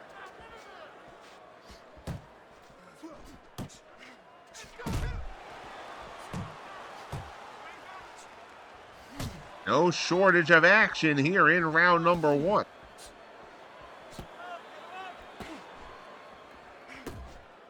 Watch Robinson firing the punches as he tries to keep pressure on Williams here. And early in the fight, you may see Robinson try to keep that pace. He's not going to be able to keep that pace for the distance with Paul Williams. If Williams can goad Robinson to trying to throw more punches than he's comfortable with, Paul Williams suddenly becomes in a decent spot in this fight. Excuse me now. Is the first round from both fighters. Expect more of the same as we go on. I've been looking forward to this one. I always liked Paul Williams as a fighter, and obviously Sugar Ray Robinson is Sugar Ray Robinson. Who doesn't love Sugar Ray Robinson? Of course, Paul Williams, paralyzed by a terrible motorcycle accident. trying to remember, I believe he had stopped fighting briefly and was working toward a comeback when that accident happened.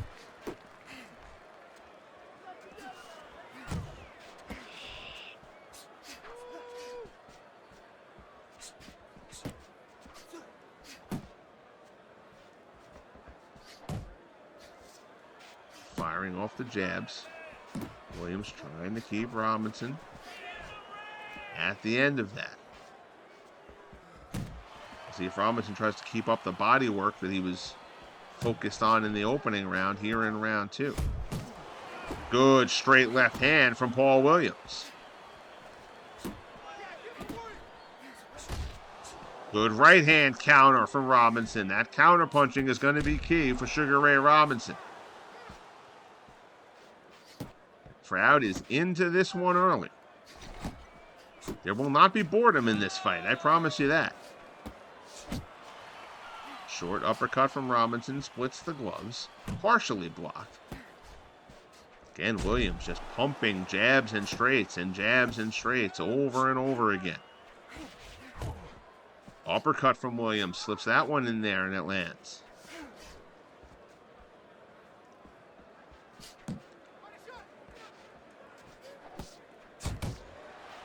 Williams trying to do some body work.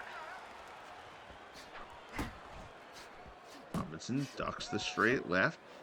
Goes to the body. Now evades a couple of straight left hands. Good movement there from Sugar Ray Robinson. Straight right hand from Robinson finds the mark.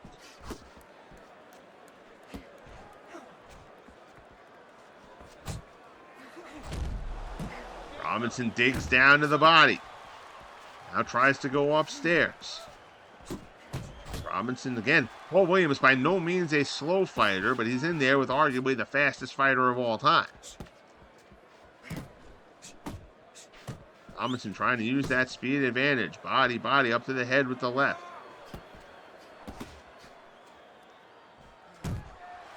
Williams goes to the body, misses an uppercut. Robinson makes him pay for it with a straight right hand.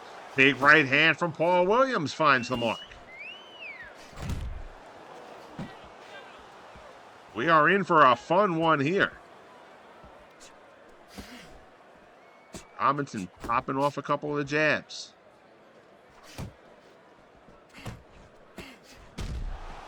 Body shot from Williams lands. Chopping left hand lands. That one right onto the forehead of Ray Robinson. And Williams just keeping up the volume.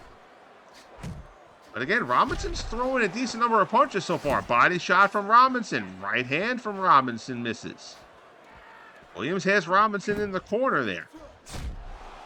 Misses with the left hand. Robinson lands with the left of his own as round 2 comes to a close.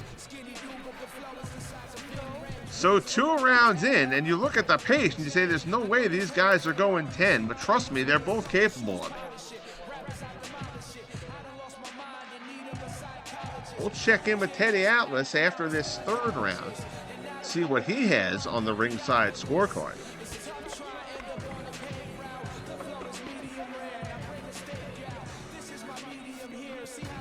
My assumption is we're split through the first 2.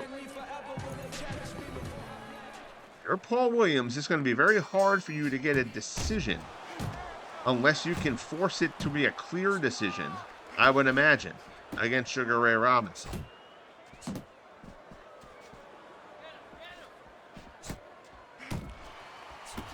Yeah, don't be thrown by Robinson being ranked 6th in the division at this point. That's merely because he's only had 10 bouts. Both of these fighters undefeated.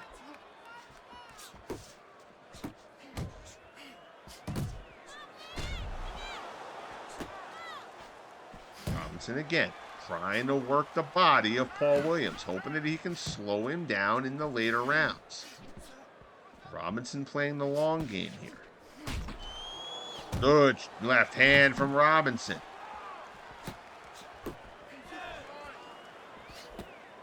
Short right misses from Williams. He misses it again.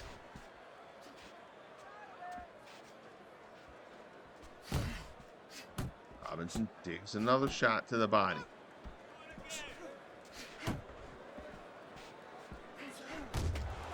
Good left from Robinson.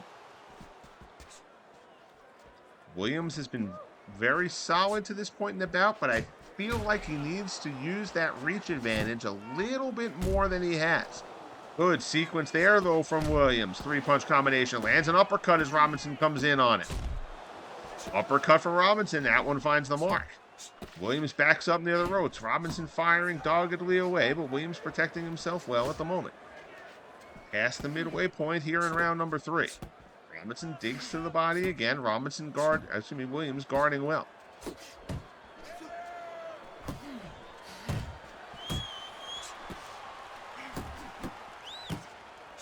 And Robinson is kind of matching him punch for punch in volume at this point. Not quite, but this is more punches than I think Ray Robinson would ideally throw. Everybody has talked about the volume of Paul Williams that he can bring to a fight. He lands a good right hand there to Robinson, and another one. That third one went kind of behind Robinson's head a bit as Robinson stepped in on it. I do not know if the high volume game is one that Robinson wants to play with Williams. That is Williams' calling card. Good body shot from Robinson. Digs to the body again. Perhaps Robinson's thinking is if I can engage him in the volume punch early enough and keep him close, work the body, I can get him to fade as the fight goes on.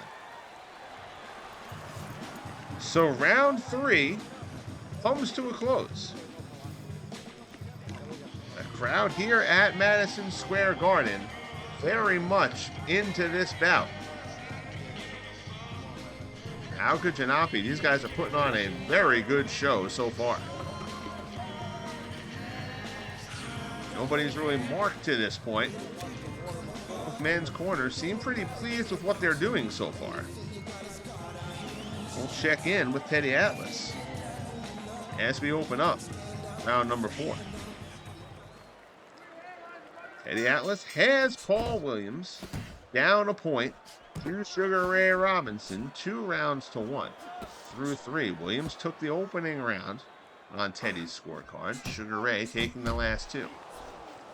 Straight left from Robinson lands, but the winging right hand does not. It's a couple of straight lefts home, though. And another straight left from Williams. Robinson misses the right hand. Misses the uppercut. So right now it's Williams putting together some good defense against the attack of Sugar Ray Robinson. Robinson being a little more economical with his punches at the moment.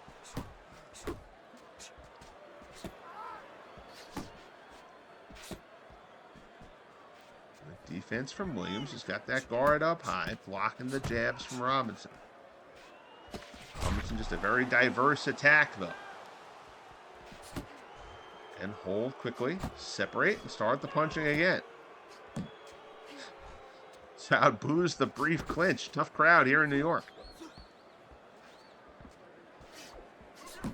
These guys are earning the rest.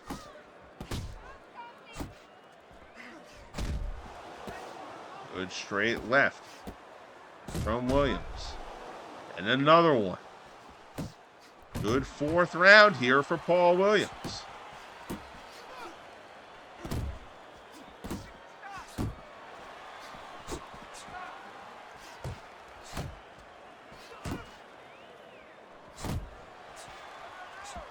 Both men trying to work the body. Not much success at the moment. Robinson wings an uppercut and Williams is able to dodge it.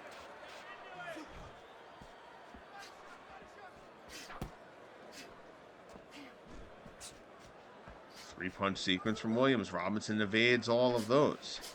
A little more defense showing here in this 4th round. Good counter straight right hand from Sugar Ray Robinson. Body shot from Robinson. He eats a jab from Williams. They get tangled up a little bit. As we come up on 30 seconds remaining in round number 4.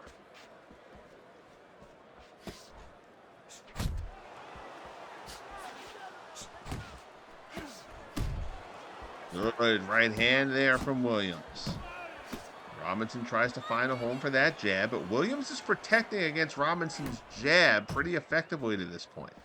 Robinson's best work has been when he's been able to get the hooks going to the body so far.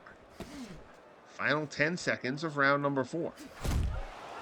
Good matching shots there. Straight left from Williams, I think, was the better shot, though. Robinson lands a good right hand at the end of the round, and that'll bring us to the conclusion of round number 4.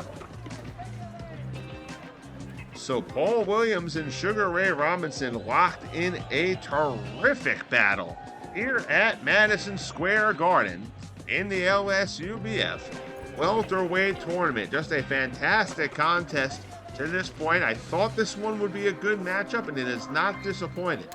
Again, the winner of this bout will face the winner of Carmen Basilio and Lloyd Hunnigan.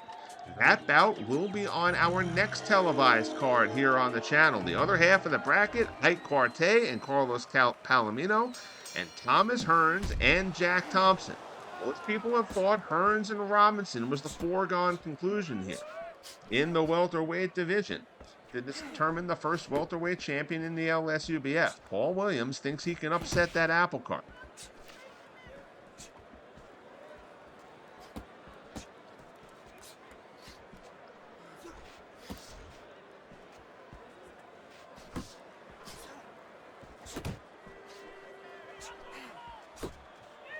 Hand misses from Robinson.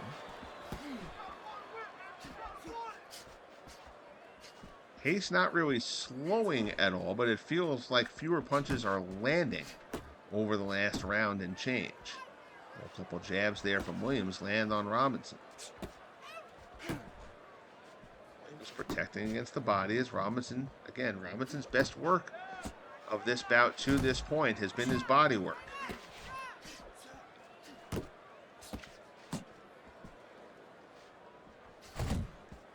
Still feels like Williams perhaps needs to just use that reach advantage just a little bit more than he has. Again, that's easier said than done. Robinson, his movement is so precise. He's got such a game plan. He knows what he's doing to get inside of you. Robinson working Williams in the body there on the inside. Catches him with an uppercut as well. Williams lands a right hand. Both of those guys taking heavy shots in that last exchange. And both of them continue to roll. Neither fighter looking stunned. So that exchange hurt me here at ringside. Good work from both men. Uppercut again. Bang, bang, bang. Just thumping shots from both men.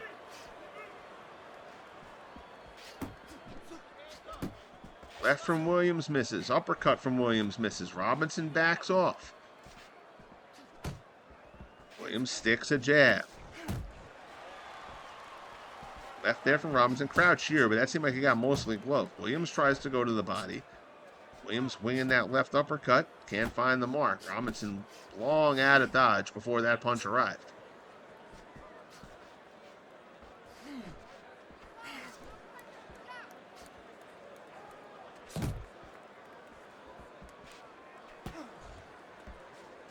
Pace is slowed for the moment. Don't expect that to last too long.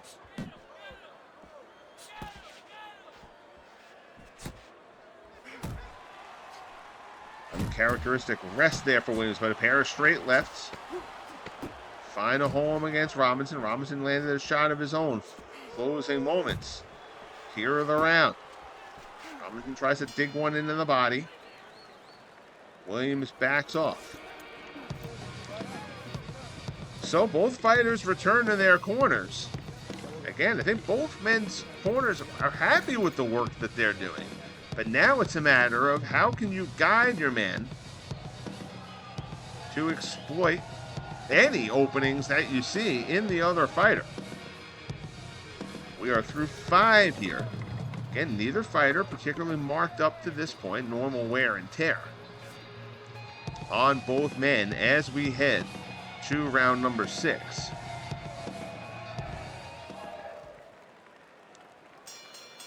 Bell sounds and away we go. Good body shot from Robinson right off the bat. Again, Williams has done such a nice job guarding against Robinson's jab for the most part in this bout. But Robinson has put in some good body work. And again, body work, you will hear our ringside man, Teddy Atlas, say that frequently. This body work is just putting deposits in the bank. Successive lefts from Williams fall short. Robinson evades. Good bobbing and weaving there from Robinson. He evades another right hand. Good counter right hand from Robinson. Again, Williams is not slow by any means, but Robinson is just lightning quick. He's still dodging Williams' shots and landing shots of his own.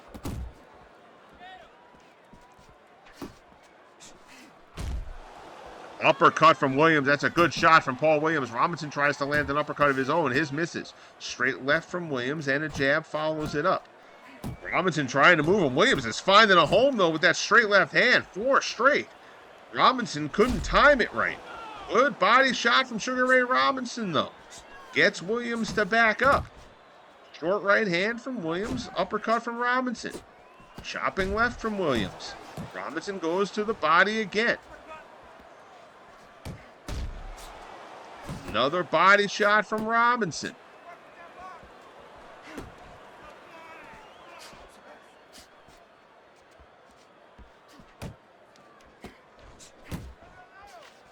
Just a fun, terrific contest between two exceptional fighters here. Oh, good straight left again from Williams. He is finding a home for that spot in this round. Robinson is picking off the jabs, but not the straights.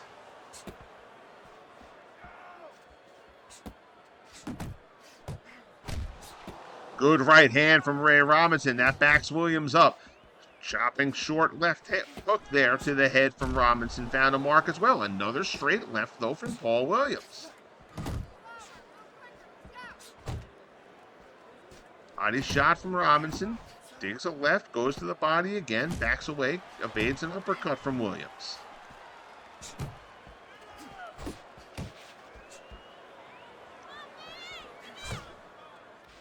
.30 seconds left here in round number 6. Good left hand again. Williams is finding a spot with that left. Good round here for Paul Williams. Final 10 seconds of round number 6.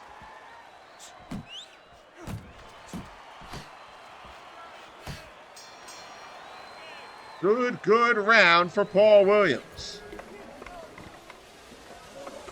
And he knows it. He goes back to his corner. He knows he did some good work in that 6th round.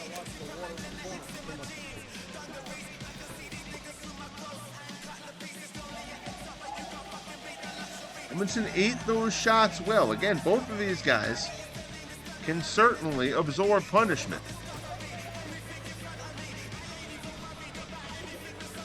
Both have solid chins.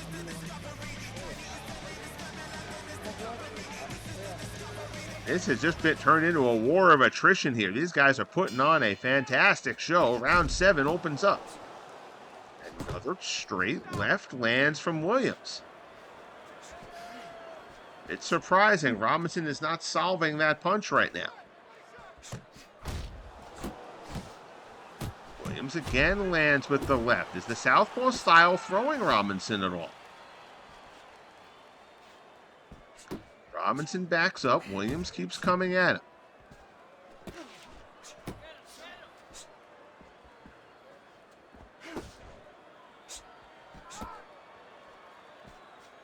Robinson looking for heavy shots there, going for uppercuts and uppercuts. Missing. Perhaps Williams has Robinson a little bit thrown at the moment. Robinson lands a good chopping left hand there. Tries to go to the body. Williams protecting well against it at the moment. Lands a short little uppercut.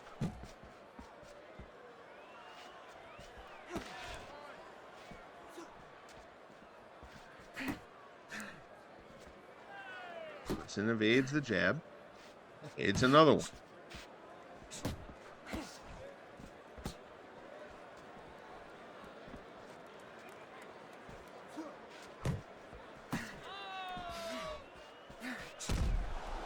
Good body shot there from Robinson. Lands another one, gets Williams to back off a bit. Now Williams comes back at him again. Perhaps Williams should have taken a little more time there. Back away again, stay at the distance a bit. As good as Williams has been here, I reiterate this point. I still feel like he probably could be doing a little bit more to keep Robinson on the end of the jab and keep him at a distance. Although I think the success, particularly over the last round and change. Oh, good body shot from Robinson. Robinson digs a body shot in there on Williams. Williams now protecting. But Robinson rattled Williams there. Visible. You saw Williams wince in pain. And now Robinson doggedly working to the body again. Williams now trying to pop the jab off and back Robinson off. Robinson's not having any of it. He eats a straight left hand, though, from Williams. And Robinson keeps on coming. 30 seconds remaining. And I was going to say the success that Williams was having with that straight last round in the beginning part of this round. In particular, even going back to round 5. Perhaps making Williams a little bit more aggressive, a little bit closer. Again, he lands the left there. But Robinson certainly rattled Williams' cage. He was visibly hurt by that body shot earlier on in the round. Williams lands a short jab there at the end of the round, but Williams hurt for the first real time in this fight. First time either man has seemingly really been hurt. They've both taken shots, but nobody had really seemed to be hurt until that point. But Robinson, again, who has been putting that money in the bank on the bodywork throughout the fight, felt it pay off there.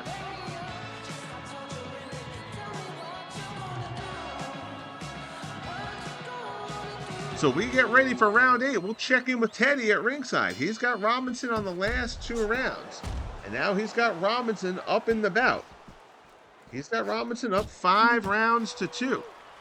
And Robinson up 1 through 5.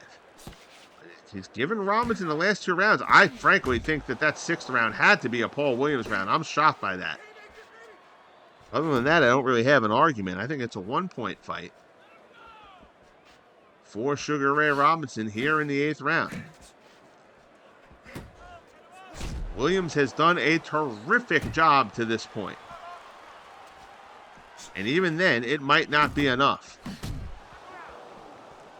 Robinson starting to unload a little bit more. Seems like he's kind of loading up a little bit heavier. But now he goes back to the jabs.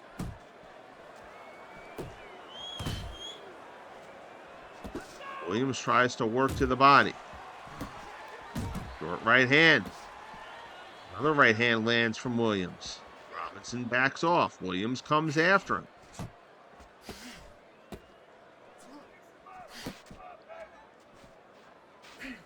Seems largely recovered from being hurt last round.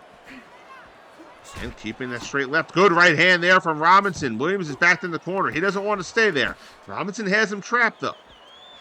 Now Robinson backs off a little bit. Surprising that Robinson let him out of that corner without trying to do more damage. Good short jab there from Williams. Fires off a left. Robinson catches him with an uppercut inside.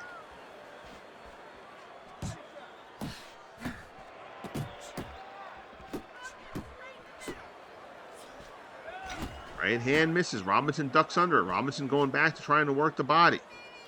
Again, that was really where he was doing his best work in the fight, particularly early on. And then last round when he hurt Williams, that was with a body shot series as well. And Williams has protected against Robinson's jab pretty effectively, it has seemed, throughout this bout. But Robinson, when you have as many weapons in your arsenal as Robinson does, you can be adaptable. Time ticking away here in round 8.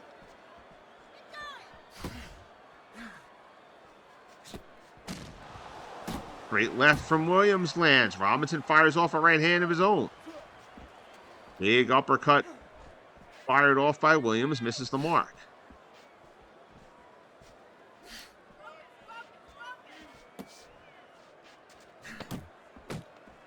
Straight misses, left misses.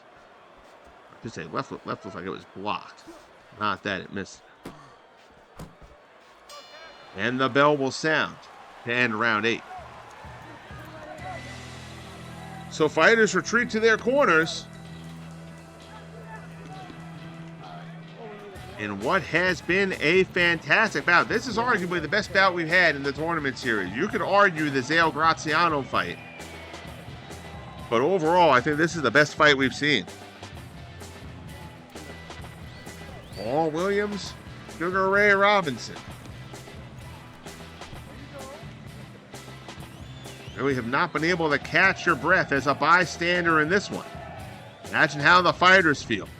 Here we go, round number 9. It's likely a 1 or 2 point bout. Robinson digs one into the body there. Williams backs off. Williams actually tried to clinch there. Williams perhaps a little more hurt than we thought. Robinson able to push him off. Big uppercut. Down goes Williams like he was shot. Oh, a thunderous uppercut from Ray Robinson. Catches Williams, and Williams goes down in a heap. The count being applied. Williams is up at 5. And they're back at it. Paul Williams not backing off here. Williams, this is a little bit of a dangerous take here for Williams. Now he starts to back off. Perhaps he's feeling a little better of it. A little bit surprised, actually. Robinson is not coming at him harder at the moment. That was a savage uppercut from Robinson. Left hand, straight left lands from Williams. Good shot from Williams. Stops Robinson in his tracks, but Robinson coming again. Another good left hand from Sugar Ray Robinson. Fires home a jab. Goes downstairs to the body. Winging left hand from Robinson misses. Straight from Williams falls short. Straight right from Robinson. Williams backs up against the ropes. He's been dropped. Now perhaps Williams feeling like he's got to take a few more chances. Robinson tags him there with a straight right hand. Williams pops off another couple of straight lefts. Good left hand from Robinson, then goes down to the body. Ducking and dodging and blocking some shots there from Williams. Inside a minute 15 left in round number 9. Good right hand from Robinson lands. Uppercut, partially blocked. Good right hand from Williams. Robinson keeps coming though. It feels like Paul Williams is not hurting Ray Robinson at all, even when he lands cleanly. Robinson has Williams against the ropes. Big uppercut. Knocks him into the corner. Body shot, a left hand up top, and down goes Williams again. Paul Williams is down for the second time in this 9th round, and this time Williams may not get up. He's trying to find his feet. It stumbles, and that's it. It's waved off. Paul Williams is done, and Sugar Ray Robinson, tested, to say the least, here at Madison Square Garden, survives Paul the Punisher Williams with a 9th round knockout. Technically, that probably goes down as a TKO, given that Williams tried to get to his feet and stumbled and went down. But regardless, it is a stoppage victory for Sugar Ray Robinson. You'll see Robinson up 2 points entering the 9th on all cards, 77-75. And I'll tell you, Paul Williams has nothing to be ashamed of. He gave a terrific effort in this bout against arguably the best fighter on the planet. Again, don't worry about seeding so much because guys have fought a different number of bouts at this point and whatnot. The seeding is imperfect at this point. Seeding really will matter once the tournaments are over. We'll have a little bit better idea of where everybody sits, but nobody questions Ray Robinson's greatness. And Robinson prevails with a 9th round knockout of Paul the Punisher Williams here at Madison Square Garden to advance in the welterweight tournament. Robinson will face the winner of Carmen Basilio and Lloyd Hunnigan. That bout will take place on our next card here on the channel. That card will also feature a light heavyweight bout between Emilio Bettina and Montel Griffin. And then in the main event, we go back to the heavyweight division where Vitaly Klitschko will take on Tommy Burns in the heavyweight tournament. I'm not sure when that card's going to be exactly. I'm going to be away for much of the next week. But I do have all those fighters prepared, so I just have to kind of get that card done when I get back. So it will not be too long. But again, I'll be off the channel for the next few days, and I will see you when I return. Great card here tonight, capping with a terrific bout. Sugar Ray Robinson and Paul the Punisher Williams, a fight that lived up to my expectations. I thought that would be a good one, and it certainly did not disappoint. Judah and Tszyu was a terrific matchup, as well as DeOliveira and Benvenuti. So we had a good card here. Hope it was worth the wait. Apologize, it took me a little while longer than I anticipated to get this card done, but I've been doing some tweaking and some adjustments, as I want to do with these projects. Greatly appreciate you tuning in. Greatly appreciate you sticking around. Bang the like button if you haven't as of yet. Subscribe if you haven't as of yet to keep up with the LSUBF as well as year 4 of the Franchise Stars Baseball League. Thank you again, my friends. Be good to each other, and we'll talk soon.